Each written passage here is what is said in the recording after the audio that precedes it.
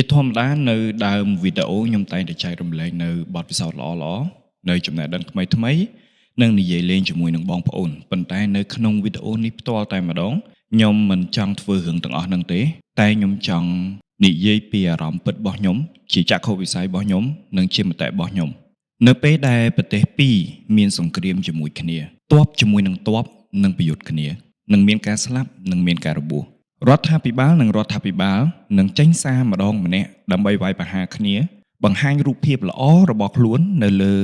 បណ្ដាញសង្គមឬក៏សារព័ត៌មានទៅកាន់ពិភពលោកថាអ្នកណាជាអ្នកត្រូវប្រទេសមួយណាក៏ដូចប្រទេសមួយណាដែរប្រជាជនចាប់ផ្ដើមវាយប្រហារគ្នាដោយពាក្យសម្ដីទៅវិញទៅមកតែទង្វើមួយដែលបានកើតឡើង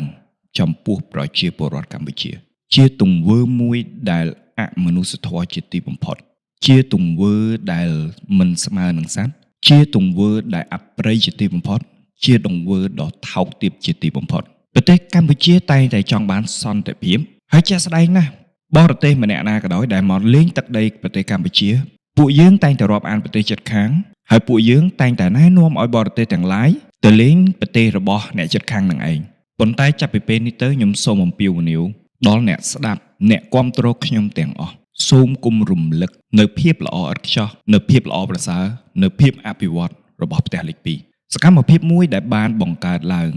ដងមុនណាដែលរឿងផ្ទុះសង្គ្រាមអានឹងរឿងមួយហើយបករឿងមិនចេះចប់ពីម៉ាច់ហ៊ានទៅម៉ាច់ហ៊ានធ្វើម៉េចញុះញង់ឲ្យប្រទេសកម្ពុជាបាញ់តទៅវិញបើកបត់បាញ់បហាអញ្ចឹងហើយអង្គទៅចោតដល់ពេលដែលប្រទេសកម្ពុជាគឺជាប្រទេសដែលចាស់ទុំព្យាយាមខំមាត់សង្កត់ចិត្តដោះស្រាយគ្នាតាមនីតិវិធីផ្លូវច្បាប់ផ្លូវរដ្ឋនិងផ្លូវអន្តរជាតិប្រទេសថៃនៅតែងតែរកឧបាយនានាមកធ្វើឆ្កឹះដំបៅឆ្កឹះឆ្កៀលធ្វើម៉េចឲ្យកម្ពុជានឹងរង្គើលះបង់ប្រជាជនរបស់ខ្លួនឯងមិនតិចទេលះបង់កងទ័ពខ្លួនឯងមិនតិចទេមកជន់មីនហើយដើរចោតគេចោតឯងអារឿងហ្នឹងរឿងមួយតែព្រឹត្តិការណ៍ថ្ងៃទី12នេះខែ11ឆ្នាំ2025អ្នកឯងបានបាញ់ប្រហារមកលើទឹកដីកម្ពុជាមិនមែនបាញ់ប្រហារកងទ័ពទេបើសិនជាបាញ់ប្រហារកងទ័ពអាហ្នឹងជារឿងមួយប៉ុន្តែនេះគឺការបាញ់ប្រហារប្រជាជនកម្ពុជាទាំងស្រុងតែម្ដងធ្វើឲ្យប្រជាជនកម្ពុជាម្នាក់បាត់បង់ជីវិតហើយថ្មីនេះប្រហែលថ្ងៃមុននេះថ្ងៃនេះខ្ញុំ record នៅថ្ងៃទី18ខែ11ហើយប្រហែលថ្ងៃមុននេះមានករណីចាប់រំលោភក្មេងស្រី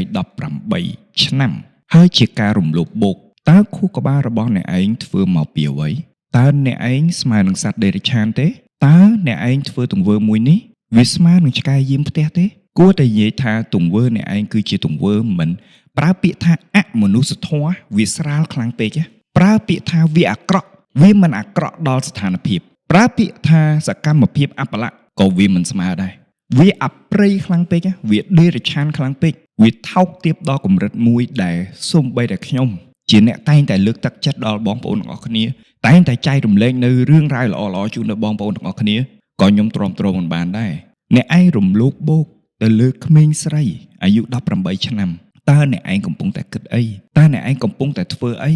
តើអ្នកឯងមានបានពិចារណាទេកូនគេកូនយើងប្អូនគេប្អូនយើងឬក៏អ្នកឯងមិនគិតទេអ្នកឯងព្យាយាមហើយញុះញង់សតិអារម្មណ៍ប្រទេសកម្ពុជាចាប់កងទ័ពជន់មីនបាញ់ទៅលើប្រជាជនម្ដងហើយម្ដងទៀតធ្វើម៉េចឲ្យយើងរគួតរង្គើតែទង្វើមួយនេះវាហួសព្រំដែនហើយវាហួសនឹងអ្វីដែលពួកខ្ញុំអាចទទួលយកបានក្រនម្ដាយអ្នកឯងហ្នឹងជាស្រីដែរឬក៏ម្ដាយរបស់អ្នកឯងហ្នឹងត្រូវបានគេមលោបបោកដែរទើបអ្នកឯងចង់សងសឹកតើខួរក្បាលអ្នកឯងគិតមកពីស្អីអ្នកឯងកើតចេញមកពីណាស្ត្រីជាភេទដ៏ឧត្តមនៃប្រទេសកម្ពុជាជាភេទដ៏ឧត្តមដែលប្រជាជនពិភពលោកលើកដំកើងព្រោះបើគ្មានស្ត្រីនោះទេក្បាលអ្នកឯងចេញមកពីណាអ្នកឯងប្រមាថឧត្តមភាពនៃនារីអ្នកឯងប្រមាថកិត្តិយសរបស់ម្ដាយអ្នកឯងដែលជាស្រីតែអ្នកឯងធ្វើសកម្មភាពមួយហ្នឹងផ្លូវច្បាប់គេដោះស្រាយទៅតាមផ្លូវច្បាប់ផ្លូវរដ្ឋដោះស្រាយតាមផ្លូវរដ្ឋផ្លូវទាហានដោះស្រាយតាមផ្លូវទាហានខ្ញុំគ្មានអំណាចអ្វីនៅក្នុងជួររដ្ឋាភិបាលខ្ញុំគ្មានអំណាចអ្វីនៅជួរអន្តរជាតិស្អីទេតែខ្ញុំ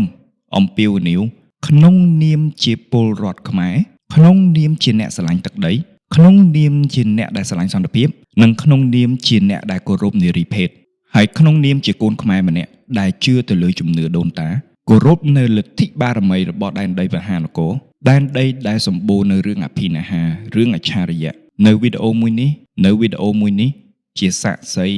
ដែលខ្ញុំសូមឧទ្ទិសដល់បារមីដែនមហានគរឃុំក្រុងផែនដីឃុំក្រុងអាណាចក្របើសិនជាអស់លោកមានពិតសូមជួយរកយុត្តិធម៌តើលោកនឹងធ្វើបែបណាជាមួយនឹងបុគ្គលដែលមិនស្មើនឹងសត្វដេរឆានផងនោះទាំង7នាក់ដែលរំលោភទៅលើក្មេងស្រីអាយុ18ឆ្នាំខ្ញុំសូមបួងសួងដល់កម្មរន្ទះរបស់ព្រះអិនបាញ់ឲ្យចំក្បាល7នាក់នឹងតែម្ដងខ្ញុំសូមឲ្យ7នាក់នេះคล้ายជាផេះផង់ដោយមិនងាយស្រួលខ្លាំងពេកឲ្យវារងទុក្ខវេទនាបន្តិចទៅហើយនៅខណៈដែលរងទុក្ខវេទនាសូមឲ្យរឿងតែមួយគត់ដែលលេចឡើងនៅក្នុងដង្ហើមចុងក្រោយដែលតាមលងបន្លាចដែលចងនឹងជាច្រវាក់តាក់ជើងឲ្យជាប់នោះគឺជាទស្សនវិជ្ជាដែលពួកវាកំពុងតែសប្បាយក្នុងការរំលោភបូកទៅលើក្មេងស្រីរបស់ប្រទេសកម្ពុជាប្រជាជនខ្មែរអាយុ18ឆ្នាំមួយនោះខ្ញុំសូមបួងសួងដល់លទ្ធិបារមីទាំងឡាយព្រះម៉ែធរណីដាក់ទោសឲ្យធ្ងន់ធ្ងរខ្ញុំសូមឲ្យពីពេលនេះតទៅ7នាក់ដែលបានរំលោភនោះជួបរឿងរ៉ាវអាក្រក់ដែលនឹកស្មានមិនដល់ហើយគ្រប់រឿងរ៉ាវអាក្រក់ដែលពួកគេជួបសូមឲ្យមានតែរឿងតែមួយគត់ដែលលេចនៅក្នុងខួរក្បាលគេជាដើមហេតុនិងដើមចមនៃវិនិស្សកម្មរបស់ពួកគេនៃកម្មដែលអាក្រក់ដែលហុចផលឲ្យនោះគឺជាការរំលោភក្មេងស្រីកម្ពុជាប្រជាជនខ្មែរអាយុ18ឆ្នាំមុននឹងចូលដល់សាច់រឿងខ្ញុំចង់សួរទៅបងប្អូនទាំងអស់គ្នាខ្ញុំជឿជាក់ថាមានបងប្អូនមួយចំនួនក៏នៅតែបន្តគ្រប់គ្រងផលិតផលរបស់ប្រទេសថៃដែរហើយបើសិនជាបងប្អូនមិនបានគ្រប់គ្រងផលិតផលរបស់ប្រទេសថៃទេខ្ញុំអរគុណខ្លាំងមែនទែនបងប្អូនបានបង្ហាញហើយវាគឺជាចលនានិងស្មារតីចង្កឹះមួយបាច់សូមបងប្អូនបន្តឲ្យខ្ជាប់ខ្ជួនសម្រាប់ខ្ញុំវិញខ្ញុំនឹងបង្រៀនតកូនតចៅពីប្រវត្តិសាស្ត្រមួយនេះមុនមានសង្គ្រាមខ្ញុំជឿជាក់ថាទាំងបងប្អូនទាំងខ្ញុំនៅមានចិត្តគំនិតនឹកឃើញប្រទេសថៃប៉ុន្តែចាប់ពីពេលនេះទៅផែនទីពិភពលោកនៅក្នុងខួរក្បាលខ្ញុំគឺគ្មានប្រទេសថៃតតែសោះគឺមានតែពូជពងសត្វដេរឆានតែប៉ុណ្ណោះសម្រាប់អាជីវករទាំងឡាយដែលកំពុងតែស្ដាប់នៅវីដេអូមួយនេះបងប្អូនដែលនិយមនាំចូលនៅផលិតផលថៃមកចែកចាយនៅក្នុងប្រទេសកម្ពុជានេះតើបងប្អូនបានធ្វើយ៉ាងណាហើយបានផ្លាស់ប្ដូរផលិតផលហើយឬនៅឬក៏យកហេតុផលមួយដែល clear stock ចាស់ហើយstockចាស់នឹង clear វាមិនចេះអស់សោះរយៈពេលប្រហែលខែហ្នឹងតើវាយ៉ាងម៉េចសូមបងប្អូនមេត្តាបញ្ជាក់សូមបងប្អូនមេត្តាពិចារណាឲ្យដិតដល់បងប្អូនអ្នកខ្លះក៏ជាមនុស្សស្រីក៏មានកូនស្រីក៏មានមីងក៏មានអ៊ំស្រីក៏មានលោកយាយក៏មានម្ដាយអ្នកណាក៏មានដែរតើពេលណាអាជីវកររបស់ប្រទេសកម្ពុជាចាប់ផ្ដើមស្រោះដៃគ្នាហើយនឹងមានកម្លាំងជាតិនិយមឈប់មើលប្រយោជន៍ធនធានចំណេញជាធំហើយងាកមកមើលថាតើគេធ្វើបែបណាបើសិនជាបងប្អូននៅតែបន្តចែកចាយនៅតែបន្តនាំចូលផលិតផលទាំងអស់នោះខ្ញុំសូមសួរវិញថាតើបងប្អូនកំពុងតែគិតអ្វីឬក៏បងប្អូនគិតថាអូមិនបាច់ខ្វល់រឿងជាតិនិយមទេមិនបាច់ខ្វល់រឿងប្រទេសជាតិទេធ្វើម៉េចឲ្យគ្រួសារយើងរស់សុខទៅបានហើយអញ្ចឹងសូមបងប្អូនពិចារណារើចំណាក់ស្រុកទៅបងប្អូននៅជាន់ទឹកដីខ្មែរធ្វើអីរស់នៅស្រុកគេទៅរើចំណាក់ស្រុកទៅផ្លាស់ប្ដូរទីលំនៅទៅឈប់នៅនឹងទៀតគុំនៅប្រទេសមួយដែលកំពុងតែស្អប់ប្រទេសថៃហើយឲ្យមានការទើសទាល់ឬក៏ជាអ្នកឆ្លៀតឱកាសក្នុងពេលមួយដែលកំពុងតែក្តៅកគុកមួយនឹងបងប្អូនពិចារណាទៅបើសិនជាកូនស្រីរបស់បងប្អូនត្រូវបានប្រជាជនថៃជាអ្នករំលោភនោះតើបងប្អូននឹងគិតបែបណាបើសិនជាបងប្អូនមានបងប្អូនដែលទាហានថៃបានបាញ់សម្លាប់នោះបងប្អូននឹងគិតបែបណាឬក៏ដោយសារតែអ្នកស្លាប់ទាំងឡាយនោះមិនមែនជាសាច់ញាតិរបស់បងប្អូនឬក៏អ្នកស្លាប់ទាំងឡាយអ្នករងគ្រោះទាំងឡាយនោះមិនជាប់សាច់ណាកន្លែងណារបស់បងប្អូនទៅបងប្អូនខ្វាយខ្វល់ឬក៏យ៉ាងណាអញ្ចឹងកន្លែងនេះខ្ញុំទុកឲ្យបងប្អូនពិចារណាហើយសម្រេចទៅតាមការគួរហើយខ្ញុំជឿជាក់ថាមានប្រិយមិត្តកំពុងតែស្ដាប់ខ្ញុំនេះអាចស្គាល់អាចដឹងអាចឮថាអ្នកណាដែលបានប្រព្រឹត្តរឿងទាំងអស់ហ្នឹងអញ្ចឹងសូមមេត្តាបងប្អូនមេត្តានាំពាក្យទាំងឡាយទៅពន្យល់ទៅណែនាំទៅប្រាប់ពួកគេឲ្យបានដឹងឲ្យគេភ្ញាក់ខ្លួនឡើងតើចង់ឲ្យគេមើងងាយយើងតកូនតចំនួនតដល់ចៅទៀតចៅទួតទៀតឬក៏យ៉ាងម៉េចសូមភ្ញាក់ខ្លួនឡើងសូមទោសផងបងប្អូនទាំងអស់គ្នាបើសិនជាក្បាលវីដេអូចេញមកវារៀងក្តៅពេកប៉ុន្តែវាជាធាតុពិតព្រោះអីដឹងទេបងប្អូនខ្ញុំមានកូនស្រីខ្ញុំមានម្ដាយហើយខ្ញុំមានប្រពន្ធដែលសុទ្ធសឹងតែជាមនុស្សស្រីសម្រាប់ខ្ញុំវិញខ្ញុំស្រឡឹងមើលឃើញទៅដល់កូនស្រីរបស់ខ្ញុំណាខ្ញុំកំពុងតែកាត់កញ្ចក់ដៃកញ្ចក់ជើងឲ្យគាត់ហើយខ្ញុំឃើញរូបភាពទស្សនភាពក្មេងស្រី18ឆ្នាំហ្នឹងដែលត្រូវគេបានមលូបបោកតើវាឈឺចាប់ប៉ុណ្ណាកំពុងតែកាត់កញ្ចក់ឲ្យកូនស្រីរបស់ខ្ញុំនេះហើយខ្ញុំឃើញទស្សនភាពហ្នឹងផុសចេញមកការស្រែកការយំ ការរកជំនួយប៉ុន្តែគ្មានអ្នកជួយស្របពេលដែលភាគីម្ខាងទៀតកំពុងតែសើចសប្បាយកំពុងតែឆ្លុះអង្វែងខ្ញុំអាចប្រាប់បងប្អូនទាំងអស់គ្នាតាមត្រង់កំពុងតែកាត់កញ្ចក់តែខ្ញុំអួលដើមកចឹងល្មមហើយបងប្អូនល្មមដឹងខ្លួនហើយហើយខ្ញុំសុំទោសមែនតើបើសិនជាក្បាលវីដេអូនឹងដដែលថាវារៀងក្តៅប៉ុន្តែពេលខ្លះវាជ្រុលពេកវាជ្រុលខ្លាំងមែនតើមកដល់ចំណុចនេះខ្ញុំមិនចង់ប្រើពាក្យដាក់ទំនាយទេខ្ញុំមិនចង់ប្រើពាក្យហ្នឹងទេប៉ុន្តែខ្ញុំជូនពរ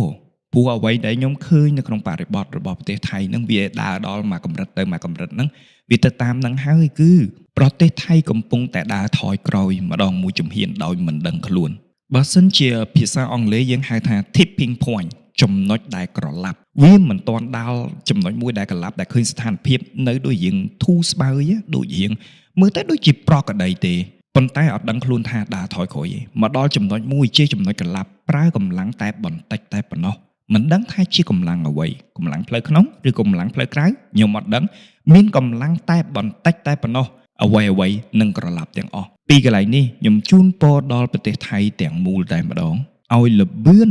នៅការដើរថយក្រោយរបស់អស់លោកវាលឿនជាងការរំពឹងទុកនិងលឿនហួសពីប្រក្រតីតើជឿចាប់ទេបងប្អូន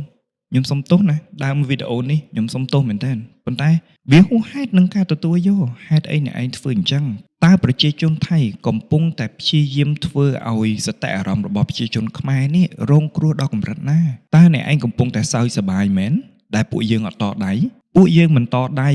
មិនប៉ះពៀសំបីតែម្នាក់នៅប្រជាជនរបស់ខ្លួនឯងដែលនៅក្នុងប្រទេសកម្ពុជានេះព្រោះពួកយើងទាំងអស់គ្នាដឹងថាសុជីវធម៌ជាអ្វីមនុស្សធម៌ជាអ្វីការគោរពគ្នាជាអ្វី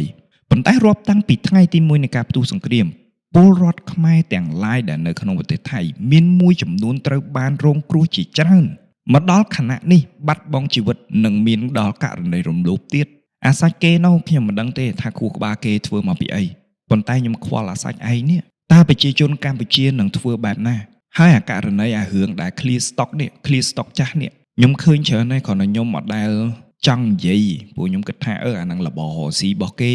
ចឹងខ្ញុំខ្ជិលនិយាយណាអាហ្នឹងជាផ្លូវរបស់គេជាអ្នកជ្រើសរើសប៉ុន្តែមកដល់ចំណុចនេះស្តុកចាស់របស់បងប្អូននៅសល់ប្រហែលដងទៀតលមមបង្វិលទិសដៅទីផ្សារហើយមានអីវ៉ាន់ល្អច្រើនណាស់នៅលើពិភពលោកហេតុអ្វីជ្រើសរើសរបស់ប្រទេសមួយហ្នឹងចឹងសូមបងប្អូនមេត្តាពិចារណាហើយពិចារណាទៀតពិចារណាឲ្យបាន10ដងសិនណាមុននឹងសម្រេចចិត្តថាតាក់ទិនឬក៏យកអ្វីមួយមកពីប្រទេសអត់បេះដូងមួយហ្នឹងចាក់ស្ដែងបងប្អូនដែលគាត់តាមខ្ញុំនៅលើ TikTok ណាខ្ញុំតែងតែប្រើប្រាស់នៅផលិតផលមួយសម្រាប់កូនស្រីរបស់ខ្ញុំគឺ Juju Pony អានេះខ្ញុំ shout out តែម្ដងព្រោះគាត់ធ្វើត្រូវខ្ញុំបានជួបនឹងជាមួយនឹងតកែហើយខ្ញុំស្គាល់តកែចិត្តស្និទ្ធដូចគ្នាដឹងថាហេតុអ្វីខ្ញុំបន្តប្រើផលិតផលរបស់គាត់ទេព្រោះគាត់មានស្មារតីមនសិការជាតិខ្លាំងបំផុតផលិតផលរបស់គាត់វាល្អហើយខ្ញុំទទួលស្គាល់ថាល្អព្រោះខ្ញុំអត់ខ្លាចនឹងចំណាយលុយក្នុងការទិញទេព្រោះកូនរបស់ខ្ញុំសំខាន់ជាងតែអ្វីដែលគាត់ធ្វើឲ្យខ្ញុំភ្ញាក់ផ្អើលខ្លាំងមែនទែនមុនការសង្គ្រាមគាត់បានធ្វើអាជីវកម្មជាមួយនឹងខាងប្រទេសថៃដែលតាក់ទិនជាមួយនឹងរោងចក្រផលិតផលមួយហ្នឹងណាប៉ុន្តែនៅពេលដែលមានសង្គ្រាមគាត់ផ្ដាច់ផ្លូវជាមួយនឹងរោងចក្រហ្នឹងតែម្ដងគាត់ទៅចាប់ជាមួយនឹងរោងចក្រនៅប្រទេសផ្សេងមួយទៀតទំនិញដែលមាននៅលើទីផ្សារដែលគាត់បានតាក់ទិនហើយផលិតហើយយកមកនេះគាត់ប្រមូលទិញក្នុងតម្លៃទីផ្សារមិនមែនតម្លៃបោះដុំទេណាគាត់ប្រមូលទិញចូលមកវិញទាំងអស់គាត់សុខចិត្តឲ្យប្រើធ្វើម៉េចចែកឲ្យ free ហ្មងណាចែកប្រើឲ្យអស់ហ្មងធ្វើម៉េចឲ្យគាត់ clear stock របស់ប្រទេសថៃនឹងចេញឲ្យអស់ពីកន្លែងគាត់គឺគាត់ clear ឲ្យអស់គាត់សុខចិត្តបង្កើនតម្លៃក្នុងការដឹកចំណេញកាន់តែតិចជាងមុនតែគាត់មិនតាក់ទិនសោះឡើយជាមួយនឹងប្រទេសថៃហើយនេះគឺជាស្មារតីមនសិការជាតិដែលខ្ញុំគោរពជាទីបំផុតក្នុងនាមជាប្អូនក្នុងនាមជាមិត្តភក្តិក្នុងនាមជាអ្នកស្គាល់អញ្ចឹងហើយនៅក្នុងវីដេអូនេះខ្ញុំសូមប្រម៉ូទដោយត្រង់ហ្មងថាបងប្អូនដែលមានកូនតូចអាចជ្រើសរើសផលិតផល Juju Pony បានខ្ញុំស្គាល់តកែគាត់ចិត្តដិតហើយស្គាល់ស្និទ្ធអញ្ចឹងហើយខ្ញុំដឹងថាគាត់កំពុងធ្វើអីហើយគាត់មិនបានបោកប្រាស់មនសិការស្នេហាជាតិរបស់គាត់មិនដែលសូម្បីតែ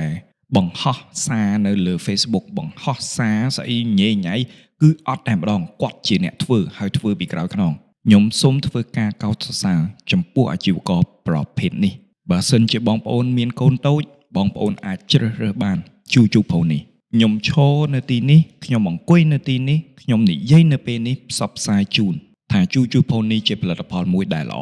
ហើយមានមនសិការ ស្នេហាជាតិនិយាយតាមត្រង់បងប្អូនខ្ញុំអត់មានអារម្មណ៍និយាយសាច់រឿងទេពិតជាអត់មានអារម្មណ៍និយាយសាច់រឿងមែននៅពេលដែលមានរឿងងាវទាំងអស់ហ្នឹងណាវាអត់ដឹងថាម៉េចវាឈឺចាប់ជាងពេលដែលបាញ់គ្នាស្លាប់ម្ដង10នាក់ស្លាប់ម្ដង5 10នាក់ស្លាប់ម្ដង20នាក់ខ្ទេចខ្ទីផ្ទះខ្ទេចខ្ទីអីអត់ឈឺចាប់នៅពេលដែលគេប្រឡែងវីរៈជន2នាក់មកដែលបាត់បង់សតិហើយនឹងពិការផងកាលពីថ្ងៃ1សីហាបងប្អូនចាំទេខ្ញុំឈឺចាប់ខ្ញុំក្តុកក្តួលខ្ញុំគិតថាខ្ញុំក្តុកក្តួលខ្លាំងណាស់អ៊ូលដើមកខ្លាំងណាស់ប៉ុន្តែខ្ញុំឃើញព័ត៌មានមួយនេះដែលចាប់រំលោភក្មេងស្រីនេះវាជាការឈឺចាប់មួយដែលសំបីតែអារម្មណ៍ក៏ទទួលលែងបានណាបងប្អូនវាស្ពឹកហ្មងណាថាអ៊ូលដើមកក៏វាមិនមែនអ៊ូលដើមកព្រោះវាហួសកម្រិតអ៊ូលដើមកទៀតវាហួសកម្រិតមួយសំបីតែទឹកភ្នែកក៏អត់ដឹងហូររបៀបមិនវាឈឺដល់វាហួសហេតុនឹងវាឈឺដល់កម្រិតហ្នឹងអញ្ចឹងដដែលខ្ញុំនិយាយតប៉ែតិចចុះបងប្អូនប្រជាជនខ្មែរល្មមដឹងខ្លួនហើយល្មមមានមនសិការគិតគូរដល់ជាតិហើយពេលនេះស្រុកទេសរបស់យើងមានសន្តិភាពការអភិវឌ្ឍមានហើយប៉ុន្តែបងប្អូនទាំងអស់គ្នាជាកម្លាំងចលករដ៏ល្អបំផុតក្នុងការរុញសេដ្ឋកិច្ចរបស់យើងឲ្យឆ្ពោះទៅមុខសូមមេត្តាពួតដៃគ្នាសូមមេត្តារួមកម្លាំងគ្នាជាធ្លុងមួយមកកសាងប្រទេសរបស់យើងធ្វើអ្វីដើម្បីប្រទេសរបស់យើងបើសិនជាបងប្អូនចាប់ផ្ដើមដឹងខ្លួនហើយចាប់ផ្ដើមធ្វើដើម្បីប្រទេសយើងបងប្អូនអាចសរសើរប្រទេសសង្ហបុរីក្នុងពេលខ្លីคล้ายទៅជាប្រទេសមហាអំណាចនៅក្នុងអាស៊ីប្រទេសកម្ពុជាក៏អាចដូចគ្នាដែរចឹងឥឡូវខ្ញុំនិយាយប៉ុណ្្នេះចុះហើយយើងចូលដល់សាច់រឿងរបស់យើងវិញនៅក្នុងថ្ងៃនេះខ្ញុំមានសាច់រឿង2នាក់ពីប្រិយមិត្ត2រូបដែលបានចែករំលែកមកកាន់កម្មវិធីជាអ្វីយើងចូលដល់ប្រិយមិត្តទី1មុននឹងចាប់ផ្ដើមខ្ញុំសុំទោសមែនតើបើសិនជាខ្ញុំនិយាយទៅបងប្អូនស្ដាប់ទៅមិនសូវចូលអារម្មណ៍ណាបងប្អូនព្រោះអារម្មណ៍របស់ខ្ញុំឥឡូវនេះគឺអត់មាននៅជាមួយនឹងវីដេអូទេគឺជាប់នឹងរឿងរ៉ាវដែលបានកើតហេតុចំពោះក្មេងស្រីម្នាក់ហ្នឹងអញ្ចឹងខ្ញុំសង្ឃឹមថាសម្លេងរបស់ខ្ញុំនៅតែនាំបងប្អូនទាំងអស់គ្នាដែលស្រឡាញ់ខាងផ្នែកអបិយជំនឿហ្នឹងចូលទៅក្នុងទស្សនវិជ្ជាមួយនេះទាំងអស់គ្នាហើយខ្ញុំនឹងព្យាយាមឲ្យអស់ពីលទ្ធភាពក្នុងការបកស្រាយនៅសាច់រឿងរបស់ប្រិយមិត្តរបស់កម្មវិធីជាអ្វីដែលបានចែករំលែកដែលគាត់ខំចែករំលែកនឹងហើយសាច់រឿងទី1នេះត្រូវបានចែករំលែកដោយបងប្រុសម្នាក់ដែលគាត់មានអាជីពជា video creator នេះមិនមែនក្នុងន័យមួយដែលជា influencer ឬក៏ KOL ទេតែគាត់មានអាជីពលក្ខណៈថាបងប្អូនមានផលិតផលអីចឹងចង់ឲ្យគាត់ថតជាវីដេអូឃោសនាជារបៀបថាជា agency ឬក៏មានផ្ទះមានទីតាំងណាចង់ជួលចង់លក់អីចឹងទៅត្រូវការឲ្យគាត់ថតក្នុងជាលក្ខណៈ property profile ឬក៏ profile របស់អចលនទ្រព្យមួយហ្នឹងគឺគាត់អាចធ្វើបានហើយគាត់មិនមែនជាម្ចាស់ក្រុមហ៊ុនទេតែគាត់គឺជាបុគ្គលិករបស់ក្រុមហ៊ុនមួយមានថ្ងៃមួយមានម្ចាស់អចលនទ្រព្យម្នាក់បានតាក់ទងមកកាន់ក្រុមហ៊ុនរបស់គាត់ដើម្បីឲ្យគាត់ចុះទៅបង្កើតមាតិកាបង្កើតវីដេអូអញ្ចឹងទៅធ្វើយ៉ាងណាជំរុញទីតាំងរបស់គាត់នេះឲ្យលក់ចាញ់លឿនឲ្យមានគេជួលឲ្យមានគេឆាប់ទំនាក់ទំនងជាដើមឡើយគាត់បានទទួលការងារនេះហើយម្ចាស់ទីតាំងបានតម្លាក់ Google Map មួយឲ្យទៅក្រុមការងាររបស់គាត់បានឆែកមើល Google Map ហើយគាត់បានឃើញថាទីតាំងផ្ទះមួយនេះគឺនៅម្ដុំប្រែកប្រាជាប្រភេទផ្ទះហើយក៏ជាប្រភេទឃ្លាំងដែលមានរបៀបថាចេះបងប្អូនមានដីធំមួយមានផ្ទះនៅរៀងចំប៉ែកខាងមុខនៃដីហើយខាងក្រោយហ្នឹងគឺមានឃ្លាំងសម្រាប់ជួលរបៀបអញ្ចឹងនៅពេលដែលគេចង់ជួលឬក៏ចង់លក់គឺទាំងអស់តែម្ដងមិនមែនដុំទេកន្លែងហ្នឹងខ្ញុំជឿជាក់ថាបងប្អូនយល់ទេណោះគាត់បានទទួលដំណឹងនេះហើយដល់ថ្ងៃកំណត់ដល់វេលាកំណត់គាត់ក៏នាំក្រុមការងារប្រហែលជា 2-3 នាក់ដែលមានទាំង director មានទាំង MC ក្នុងការនិយាយមុខវីដេអូមួយហ្នឹងមានទាំងដៃកាមេរ៉ាហើយមានគាត់មួយទៀតដែលគាត់គឺជាអ្នកបង្ហោះ drone ពួកគាត់បានឡើងឡានហើយចេញដំណើរទៅដល់ទីតាំងពេលទៅដល់ទីតាំងគាត់ឃើញថានៅក្នុងដីទាំងមូលគឺធំមែនទែនប៉ុន្តែលបងខាងមុខដីហ្នឹងគឺចាក់សោជាប់នៅក្នុងហ្នឹងគឺមានផ្ទះមួយដែលមានកម្ពស់ចំនួន4ជាន់នៅពីក្រោយគឺមានឃ្លាំងដូចនៅអ្វីដែល Google Map បានបង្ហាញដូចនៅអ្វីដែលម្ចាស់អចលនទ្រព្យមួយហ្នឹងបានរៀបរាប់ត្រួសជូនទៅពួកគាត់ស្ដាប់គាត់ព្យាយាមមើលទៅក្នុងដីនឹងរៀងជ្រៅទៅគាត់ឃើញថានៅចំហៀងផ្ទះខាងក្រោយណាគឺមានរានទេវតាមួយប្រភពទេវតាមួយនៅពេលដែលគាត់ទៅដល់ហ្នឹងគាត់ឃើញសោចាក់គាត់បានតាក់ទងទៅម្ចាស់ផ្ទះប្រាប់ថាបងអើយខ្ញុំបានមកដល់ហើយទីតាំងនេះបងនៅណាជាការចម្លែកម្ចាស់ផ្ទះមិនព្រមមកតតែសោះតាមធម្មតានៅពេលដែលយើងជាម្ចាស់អចលនទ្រព្យយើងត្រូវមកជន់ទីតាំងទេបងប្អូនដើម្បីចង់ដឹងថាអូគេចាប់ប្លង់នឹងត្រូវអត់ គ្មានអ្នកណាដែលស្គាល់របស់យើងច្បាស់ជាងយើងនោះទេអញ្ចឹងយើងដឹងថាជ្រុងមួយណាដែលយើងគួរតែឡង់សេតើជ្រុងមួយណាដែលយើងគួរតែផ្ដោតសំខាន់ដើម្បីឲ្យផ្ដល់ភាពតាក់ទាញប៉ុន្តែចម្លែកអីម្ចាស់អចលនទ្រព្យមួយនេះគឺមិននៅទីតាំងទាល់តែសោះប៉ុន្តែនៅពេលដែលគាត់ទេតាក់ទងទៅបានប្រាប់ថាគាត់នឹងបញ្ជូនក្រុមការងារដើម្បីទៅបើកទ្វាររបងឲ្យពួកគាត់ចូលក្នុងចិត្តគាត់គិតថាប្រហែលម្ចាស់ផ្ទះគាត់រវល់ទៅណាដឹងមានភារកិច្ចអីដឹងទើបគាត់មិនបានឆ្លៀតមកអញ្ចឹងយើងចូលទៅយើងចាំឲ្យគេបើកសោទៅនៅពេលដែលយើងចូលទៅដល់យើងឃើញហើយថាកន្លែងណាល្អគួរយើងចាប់បានក៏យើងចាប់ទៅតាមនោះទៅហើយចាំកាត់វីដេអូចាំបញ្ជូនឲ្យគាត់មើលនេះគឺជាគំនិតបឋមរបស់គាត់ចាំនៅពីមុខផ្ទះនឹងជាមួយនឹងក្រុមការងារបានបន្តិចក៏ឃើញមានអ្នកយាមដីជិះម៉ូតូមកត្រាក់មកដល់ភ្លាមក៏សួរសុខទុក្ខគាត់ឡាគ្រាន់តែបើកសោហើយឲ្យគាត់ចូលភ្លាមម្នាក់នោះក៏ឡើងម៉ូតូហើយជិះចេញទៅវិញតែម្ដងធ្វើឲ្យគាត់ស្រឡាំងកាំងម្ដងទៀតណាគាត់នឹងភ្ញាក់ម្ដងទៀតណាថាចំហើយមិនចឹងអត់មើលគាត់ធ្វើការអីទេបែរជាទទួលបានដំណឹងថាអញ្ចេះនៅពេលដែលថតចាប់ចាំទេតាក់ទងមកគាត់មកចាំគាត់មកចាក់សោវិញអញ្ចឹងគាត់ក៏មានគំនិតបឋមមួយទៀតដែរប្រហែលគេមានភារកិច្ចអីដឹងឬមួយម្ចាស់នឹងមានដីច្រើនអីម្ដុំនឹងអញ្ចឹងណាអញ្ចឹងក្នុងករណីហ្នឹងគាត់មិនមែនអ្នកយាមដីមួយហ្នឹងទេគ្រាន់តែកាន់សោអីអញ្ចឹងទៅអញ្ចឹងអត់អីទេកុំខ្វល់ច្រើនណាមួយទៀតយើងបានទំហំដីទំហំផ្ទះតម្លៃអីហើយអស់ហើយអញ្ចឹងហើយប្រហែលជាយើងអាចធ្វើការនឹងហើយណាមួយទៀតគាត់បានឆ្លង script ហើយអស់ហើយជាមួយនឹងម្ចាស់អចលនទ្រព្យមួយហ្នឹងហើយគេបានឯកភាពទៅលើ script ទាំងអស់ហើយដូច្នេះហើយពួកគាត់បានសម្លឹងមើលអ្នកយាមដីជិះចេញទៅហើយគាត់ក៏ដើរចូលទៅក្នុងបរិវេណដីគាត់បានរើអីវ៉ាន់ទាំងអស់ក្នុងការថតហ្នឹងម្ដងតិចជួយគ្នាកាន់ជួយគ្នាអីចឹងទៅពលា drone ពលាអីចឹងទៅអញ្ចឹងពួកគាត់ទីតាំងទី1ដែលធ្វើវីដេអូមួយនេះគឺគាត់ចូលទៅក្នុងផ្ទះតែម្ដងនេះគឺជាអ្វីដែលគាត់បានប្រាប់មកខ្ញុំគាត់បានប្រាប់ថាអញ្ចឹងនៅពេលដែលគាត់ដើរចូលទៅក្នុងផ្ទះគឺគាត់មានអារម្មណ៍ថាផ្ទះមួយនេះត្រជាក់ខ្លាំងមែនទែនត្រជាក់ខុសធម្មតាត្រជាក់ខុសប្រក្រតីជាអារម្មណ៍ត្រជាក់ដូចនៅក្នុងទូទឹកកកអញ្ចឹងទាំងគាត់ដើរកាត់មកនេះជិះមកនេះដែលនៅក្នុងឡាននេះគាត់បើកម៉ាស៊ីនត្រជាក់អស់ហើយប៉ុន្តែមេឃក្តៅខ្លាំងណាស់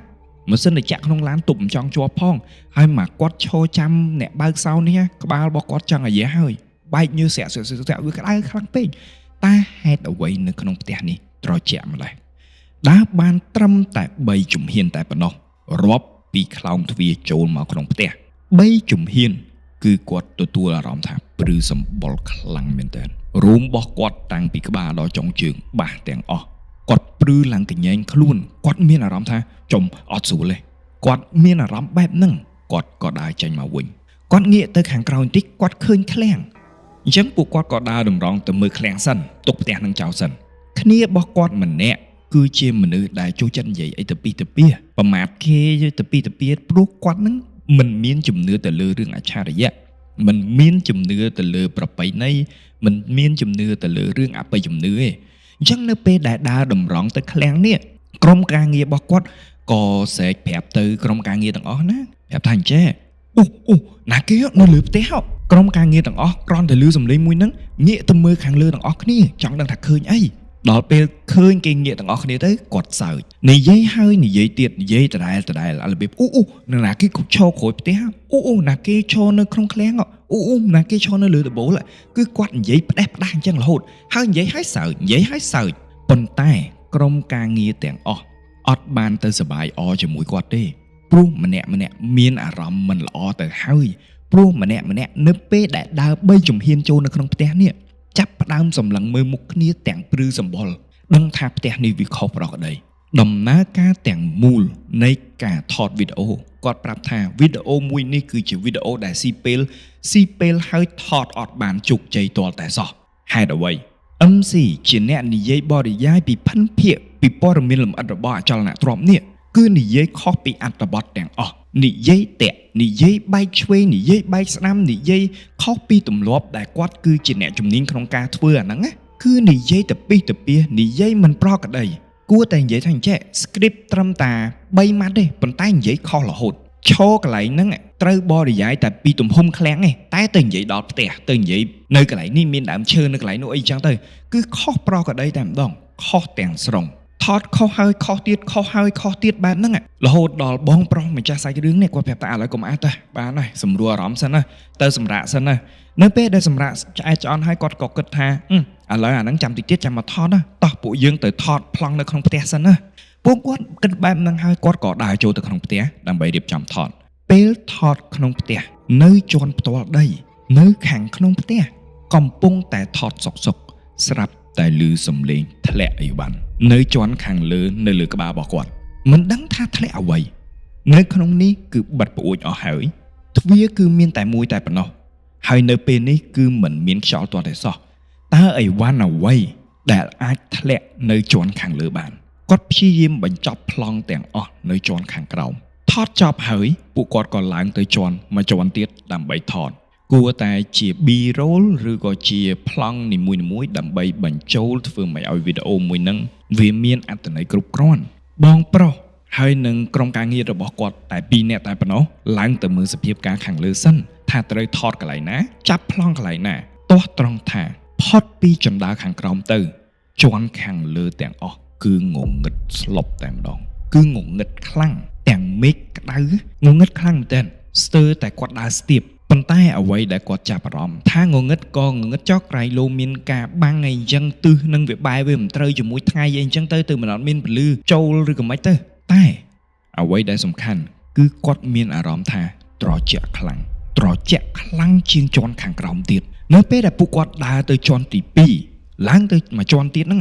សម្ភារៈអ្វីក៏គ្មានដែរមិនមានទាល់តែសោះគឺជាវាលលំហមួយយ៉ាងសំណួរសួរថាសំឡេងដែលធ្លាក់អំបញ្ញមិញនេះគឺជាសំឡេងអ្វីពួកគាត់រៀបចំថតហើយអស់ហើយបញ្ញាប់សូត្រដៃសូត្រជើងធ្វើម៉េចថតឲ្យលឿនជាទីបំផុតអាងចេញមកខាងក្រៅដើម្បីប្រហោះដ្រូនយកប្លង់ដ្រូនជាប្លង់បញ្ចប់ហើយយើងរើបង្វិចទាំងអស់ឡើងឡានយើងត្រឡប់ទៅការិយាល័យរបស់គាត់វិញថតចប់រួចរាល់អស់ហើយគាត់បានចុះមកខាងក្រោមគាត់ចាប់ផ្ដើមពលាដ្រូនរបស់គាត់ចាប់ផ្ដើមពលា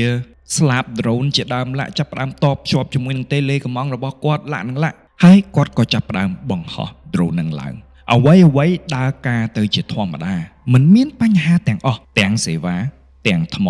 គឺគ្មានបញ្ហាព្រោះធម្មតាខ្ញុំក៏ជាម្នាក់ក្នុងនឹងដែរគឺជាអ្នកបង្ហោះដ្រូនដូចគ្នាធម្មតាយើងត្រូវមើលតើខ្យល់នឹងវាមានល្បឿនប៉ុណ្ណាខ្យល់ក្នុងបរិវេណហ្នឹងប៉ុន្តែបើជាចំណុចខ្យល់វាមិនមានបញ្ហាទេព្រោះឥឡូវនេះគឺក្តៅខ្លាំងណាស់មិនមានខ្យល់បក់នោះឡើយអញ្ចឹងចាប់ដើមមើលតើកន្លែងម្ដុំហ្នឹងមានតំបន់ណាដែលគេហាមឃាត់ទេដែលគេដាក់អង្តែនមិនឲ្យដ្រូនហោះឡើងក៏មិនមានបញ្ហានោះដែរមើលសេវាតភ្ជាប់អ្វីគឺប្រក្រតីឡើងមករៀងកម្ពស់2-3ម៉ែត្រពីដីអីអញ្ចឹងទៅយើងចាប់ផ្ដើមមកងាកឆ្វេងងាកស្ដាំទៅមុខទៅក្រោយប្រវល់កាមេរ៉ាចង់ដឹងថាតើដ្រូនទាំងអស់មានប្រតិបត្តិការហ្នឹងវាធម្មតាឬប្រក្រតីដែរឬទេ